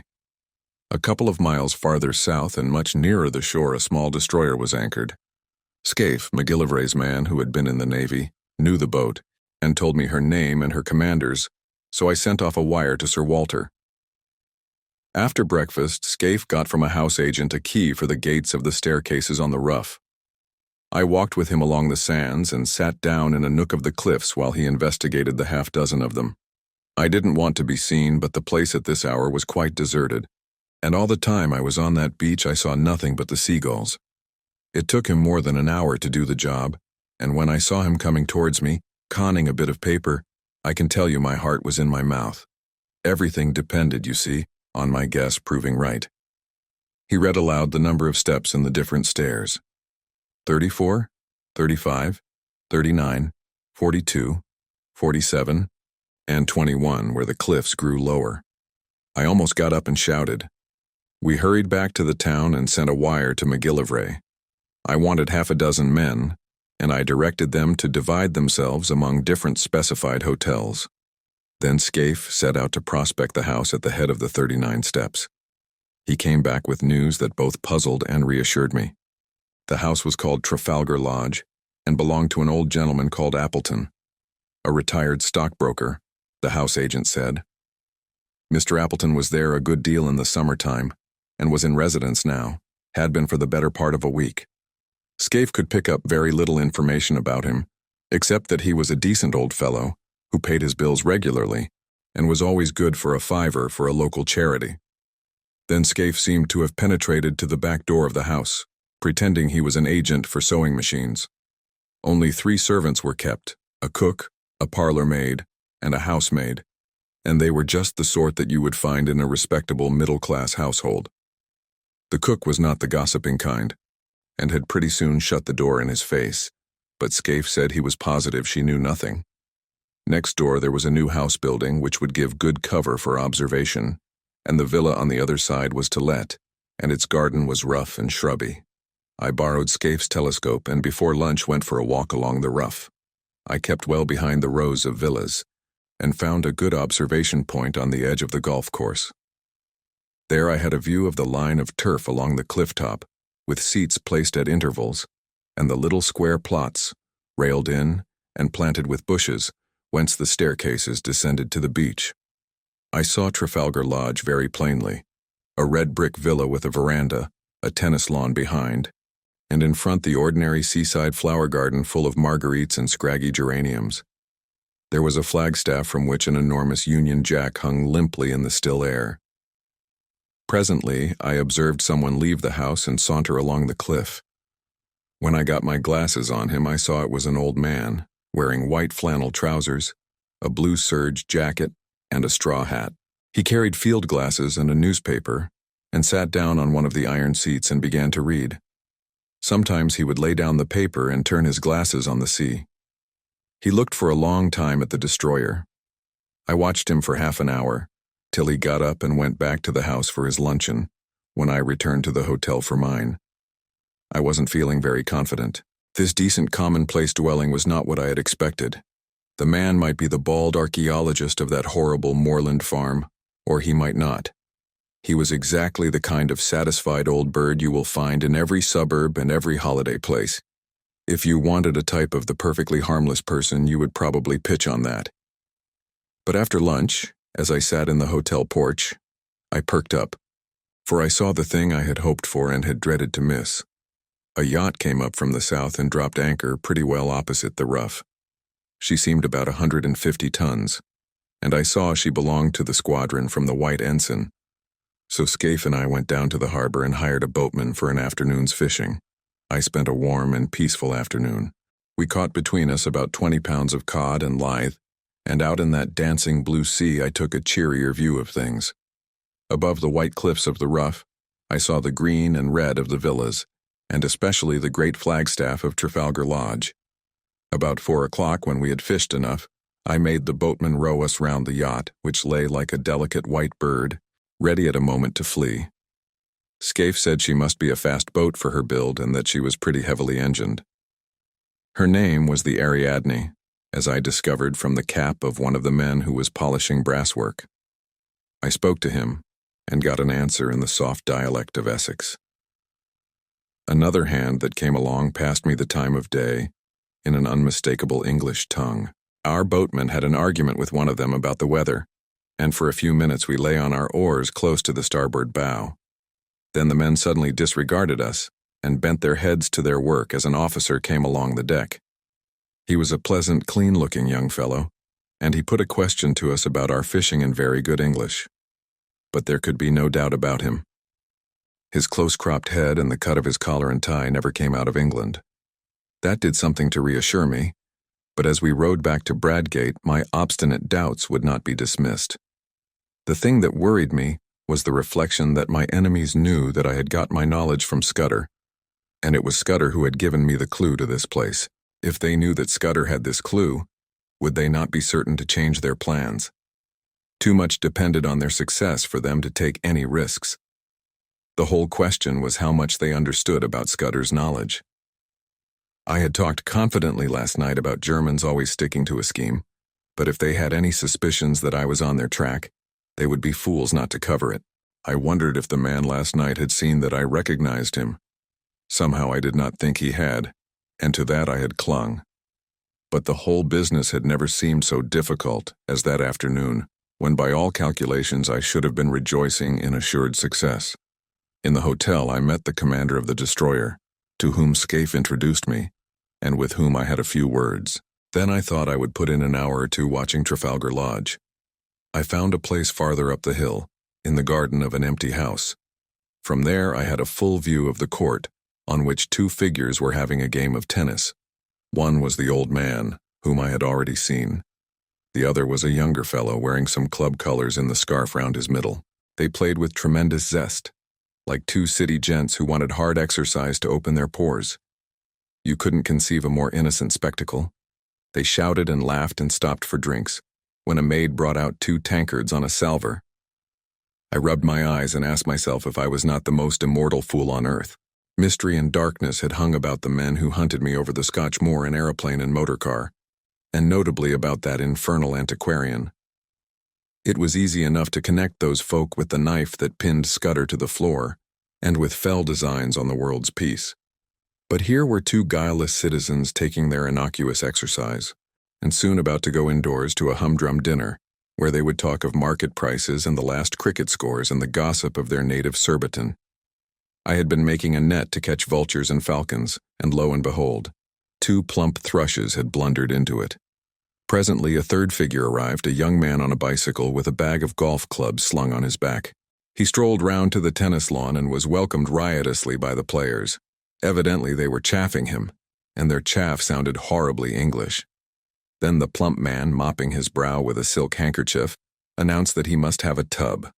I heard his very words. "I've got into a proper lather," he said. "This will bring down my weight and my handicap, Bob. I'll take you on tomorrow and give you a stroke a hole." You couldn't find anything much more English than that. They all went into the house and left me feeling a precious idiot. I had been barking up the wrong tree this time. These men might be acting, but if they were, where was their audience? They didn't know I was sitting 30 yards off in a rhododendron. It was simply impossible to believe that these 3 hardy fellows were anything but what they seemed. 3 ordinary, game-playing, suburban Englishmen, wearisome, if you like, but sordidly innocent. And yet, there were 3 of them, and one was old, and one was plump, and one was lean and dark, and their house chimed in with Scudder's notes. And half a mile off was lying a steam yacht with at least 1 German officer. I thought of Carolides lying dead, and all Europe trembling on the edge of earthquake, and the men I had left behind me in London, who were waiting anxiously for the events of the next hours. There was no doubt that hell was afoot somewhere. The Black Stone had won, and if it survived this June night would bank its winnings. There seemed only one thing to do: go forward as if I had no doubts, and if I was going to make a fool of myself, to do it handsomely. Never in my life have I faced a job with greater disinclination. I would rather in my then mind have walked into a den of anarchists, each with his Browning handy, or faced a charging lion with a pop gun, than enter that happy home of 3 cheerful Englishmen and tell them that their game was up. How they would laugh at me. But suddenly I remembered a thing I once heard in Rhodesia from old Peter Pienaar. I have quoted Peter already in this narrative. He was the best scout I ever knew, and before he had turned respectable he had been pretty often on the windy side of the law, when he had been wanted badly by the authorities. Peter once discussed with me the question of disguises, and he had a theory which struck me at the time. He said, barring absolute certainties like fingerprints, mere physical traits were very little use for identification if the fugitive really knew his business. He laughed at things like dyed hair and false beards and such childish follies. The only thing that mattered was what Peter called atmosphere. If a man could get into perfectly different surroundings from those in which he had been first observed, and, this is the important part, really play up to these surroundings and behave as if he had never been out of them, he would puzzle the cleverest detectives on earth. And he used to tell a story of how he once borrowed a black coat and went to church and shared the same hymn book with the man that was looking for him. If that man had seen him in decent company before, he would have recognized him. But he had only seen him snuffing the lights in a public house with a revolver. The recollection of Peter's talk gave me the first real comfort that I had had that day. Peter had been a wise old bird, and these fellows I was after were about the pick of the aviary. What if they were playing Peter's game? A fool tries to look different. A clever man looks the same and is different. Again, there was that other maxim of Peter's which had helped me when I had been a roadman. If you are playing a part, you will never keep it up unless you convince yourself that you are it. That would explain the game of tennis. Those chaps didn't need to act. They just turned a handle and passed into another life, which came as naturally to them as the first. It sounds a platitude, but Peter used to say that it was the big secret of all the famous criminals. It was now getting on for 8 o'clock, and I went back and saw Scaife to give him his instructions. I arranged with him how to place his men, and then I went for a walk, for I didn't feel up to any dinner. I went round the deserted golf course, and then to a point on the cliffs farther north beyond the line of the villas. On the little trim newly made roads I met people in flannels coming back from tennis and the beach, and a coast guard from the wireless station, and donkeys and pierrots padding homewards. Out at sea in the blue dusk I saw lights appear on the Ariadne and on the destroyer away to the south, and beyond the Cock Sands the bigger lights of steamers making for the Thames. The whole scene was so peaceful and ordinary that I got more dashed in spirits every second. It took all my resolution to stroll towards Trafalgar Lodge about 9:30. On the way I got a piece of solid comfort from the sight of a greyhound that was swinging along at a nursemaid's heels. He reminded me of a dog I used to have in Rhodesia, and of the time when I took him hunting with me in the Pali Hills. We were after Reebok, the dun kind, and I recollected how we had followed one beast, and both he and I had clean lost it. A greyhound works by sight, and my eyes are good enough, but that buck simply leaked out of the landscape. Afterwards I found out how it managed it. Against the grey rock of the kopjes it showed no more than a crow against a thundercloud. It didn't need to run away. All it had to do was to stand still and melt into the background. Suddenly, as these memories chased across my brain, I thought of my present case and applied the moral. The Blackstone didn't need to bolt. They were quietly absorbed into the landscape. I was on the right track, and I jammed that down in my mind and vowed never to forget it. The last word was with Peter Pienaar. Scaife's men would be posted now, but there was no sign of a soul. The house stood as open as a marketplace for anybody to observe. A 3-foot railing separated it from the cliff road. The windows on the ground floor were all open, and shaded lights and the low sound of voices revealed where the occupants were finishing dinner. Everything was as public and above board as a charity bazaar. Feeling the greatest fool on earth, I opened the gate and rang the bell. A man of my sort, who has traveled about the world in rough places, gets on perfectly well with two classes, what you may call the upper and the lower. He understands them and they understand him. I was at home with herds and tramps and roadmen, and I was sufficiently at my ease with people like Sir Walter and the men I had met the night before. I can't explain why, but it is a fact. But what fellows like me don't understand is the great, comfortable, satisfied middle-class world, the folk that live in villas and suburbs. He doesn't know how they look at things. He doesn't understand their conventions, and he is as shy of them as of a black mamba. When a trim parlor maid opened the door, I could hardly find my voice. I asked for Mr. Appleton and was ushered in. My plan had been to walk straight into the dining room and by a sudden appearance waken the men that start of recognition which would confirm my theory. But when I found myself in that neat hall, the place mastered me. There were the golf clubs and tennis rackets, the straw hats and caps, the rows of gloves, the sheaf of walking sticks, which you will find in 10,000 British homes. A stack of neatly folded coats and waterproofs covered the top of an old oak chest. There was a grandfather clock ticking, and some polished brass warming pans on the walls, and a barometer and a print of Chiltern winning the St. Leger. The place was as orthodox as an Anglican church. When the maid asked me for my name, I gave it automatically, and was shown into the smoking room, on the right side of the hall. That room was even worse. I hadn't time to examine it, but I could see some framed group photographs above the mantelpiece, and I could have sworn they were English public school or college. I had only one glance, for I managed to pull myself together and go after the maid. But I was too late. She had already entered the dining room and given my name to her master, and I had missed the chance of seeing how the three took it. When I walked into the room, the old man at the head of the table had risen and turned round to meet me. He was in evening dress, a short coat and black tie, as was the other, whom I called in my own mind the plump one. The third, the dark fellow, wore a blue serge suit and a soft white collar and the colors of some club or school. The old man's manner was perfect. "Mr. Hannay," he said hesitatingly, "did you wish to see me? One moment, you fellows, and I'll rejoin you. We had better go to the smoking room." Though I hadn't an ounce of confidence in me, I forced myself to play the game. I pulled up a chair and sat down on it. "I think we have met before," I said, "and I guess you know my business." The light in the room was dim, but so far as I could see their faces, they played the part of mystification very well.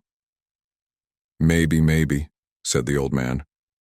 I haven't a very good memory, but I'm afraid you must tell me your errand, sir, for I really don't know it." "Well then," I said, and all the time I seemed to myself to be talking pure foolishness, "I have come to tell you that the game's up. I have a warrant for the arrest of you 3 gentlemen." "Arrest?" said the old man, and he looked really shocked. "Arrest? Good God, what for?"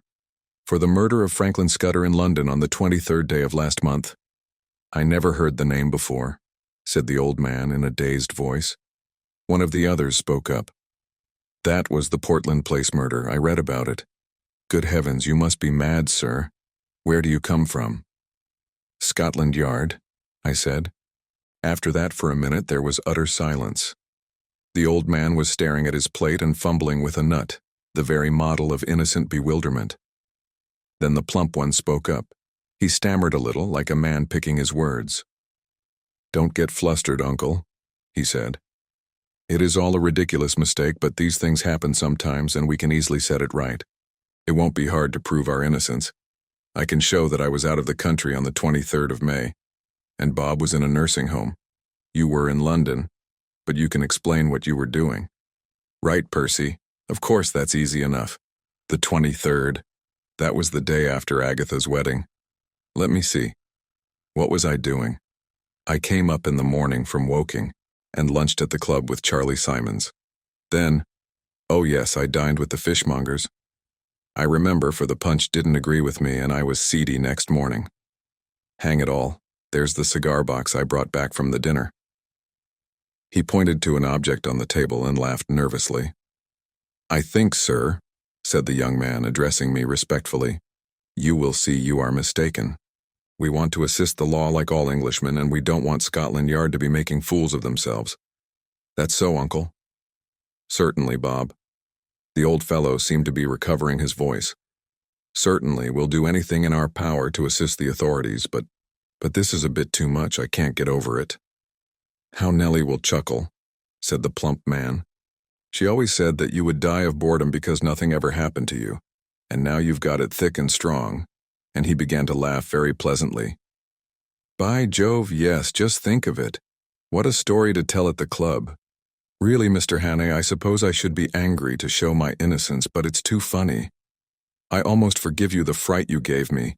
You looked so glum. I thought I might have been walking in my sleep and killing people.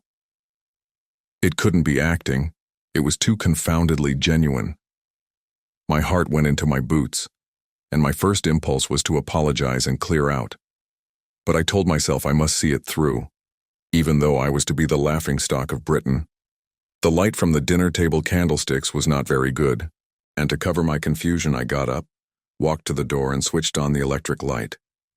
The sudden glare made them blink, and I stood scanning the 3 faces. Well, I made nothing of it. One was old and bald, one was stout, one was dark and thin. There was nothing in their appearance to prevent them being the 3 who had hunted me in Scotland, but there was nothing to identify them. I simply can't explain why I, who as a roadman, had looked into 2 pairs of eyes, and as Ned Ainsley into another pair, why I, who have a good memory and reasonable powers of observation, could find no satisfaction. They seemed exactly what they professed to be, and I could not have sworn to one of them. There, in that pleasant dining room with etchings on the walls, and a picture of an old lady in a bib above the mantelpiece, I could see nothing to connect them with the moorland desperadoes. There was a silver cigarette box beside me, and I saw that it had been won by Percival Appleton Esquiminer of the St. Bede's Club in a golf tournament. I had to keep a firm hold of Peter Pienaar to prevent myself bolting out of that house. "Well," said the old man politely, "are you reassured by your scrutiny, sir?" I couldn't find a word. "I hope you'll find it consistent with your duty to drop this ridiculous business. I make no complaint, but you'll see how annoying it must be to respectable people." I shook my head. "Oh, Lord," said the young man, "this is a bit too thick." "Do you propose to march us off to the police station?" asked the plump one. "That might be the best way out of it, but I suppose you won't be content with the local branch. I have the right to ask to see your warrant, but I don't wish to cast any aspersions upon you. You are only doing your duty." But you'll admit it's horribly awkward. What do you propose to do? There was nothing to do except to call in my men and have them arrested, or to confess my blunder and clear out. I felt mesmerized by the whole place, by the air of obvious innocence, not innocence merely, but frank, honest bewilderment and concern in the three faces.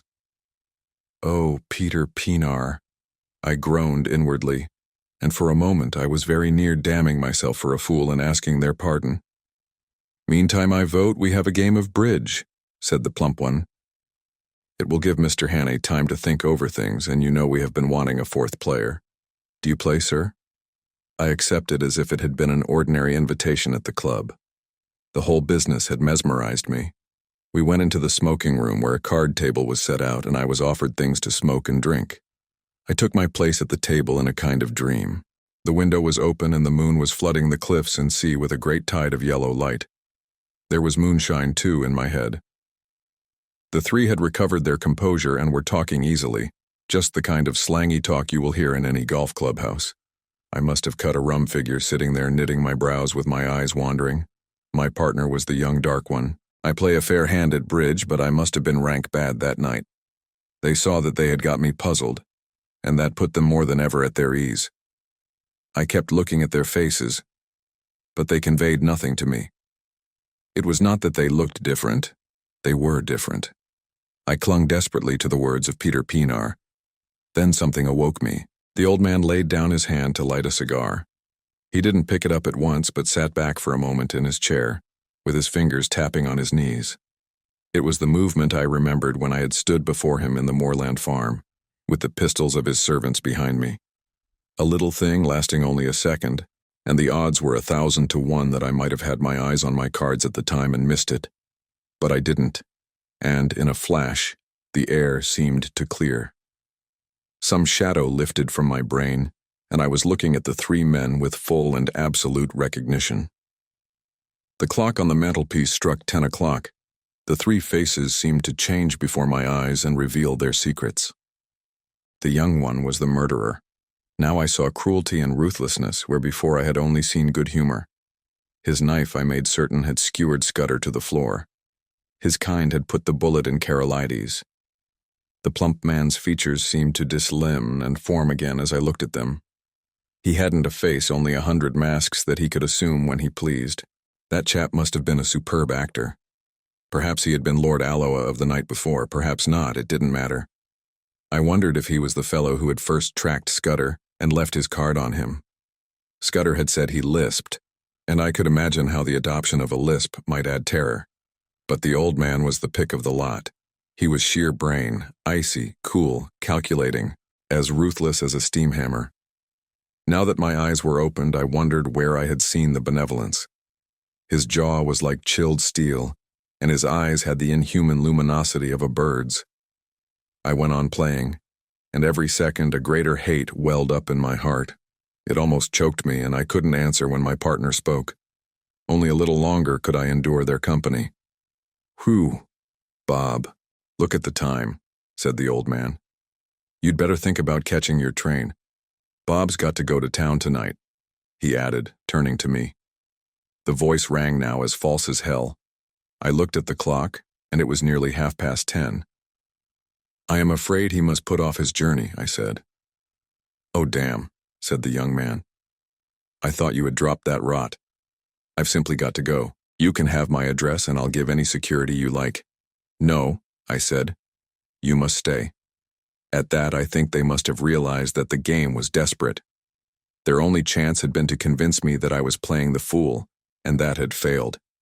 But the old man spoke again. "I'll go bail for my nephew. That ought to content you, Mr. Hannay.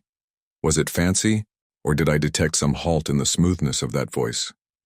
There must have been, for as I glanced at him, his eyelids fell in that hawk-like hood which fear had stamped on my memory. I blew my whistle. In an instant the lights were out. A pair of strong arms gripped me round the waist, covering the pockets in which a man might be expected to carry a pistol. "Schnell, Franz!" cried a voice. "Das Boot! Das Boot!" As it spoke, I saw two of my fellows emerge on the moonlit lawn. The young dark man leapt for the window, was through it, and over the low fence before a hand could touch him. I grappled the old chap, and the room seemed to fill with figures. I saw the plump one collared, but my eyes were all for the out-of-doors, where Franz sped on over the road towards the railed entrance to the beach stairs. One man followed him, but he had no chance. The gate of the stairs locked behind the fugitive, and I stood staring, with my hands on the old boy's throat, for such a time as a man might take to descend those steps to the sea. Suddenly my prisoner broke from me and flung himself on the wall. There was a click as if a lever had been pulled. Then came a low rumbling far, far below the ground, and through the window I saw a cloud of chalky dust pouring out of the shaft of the stairway. Someone switched on the light. The old man was looking at me with blazing eyes. "He is safe," he cried. "You cannot follow in time. He is gone. He has triumphed. Der schwarze Stein ist in der Siegeskrone." There was more in those eyes than any common triumph. They had been hooded like a bird of prey, and now they flamed with a hawk's pride. A white fanatic heat burned in them, and I realized for the first time the terrible thing I had been up against. This man was more than a spy. In his foul way, he had been a patriot. As the handcuffs clinked on his wrists, I said my last word to him. "I hope Franz will bear his triumph well. I ought to tell you that the Ariadne for the last hour has been in our hands." 7 weeks later, as all the world knows, we went to war. I joined the new army the first week, and owing to my Matabele experience, got a captain's commission straight off. But I had done my best service, I think, before I put on khaki.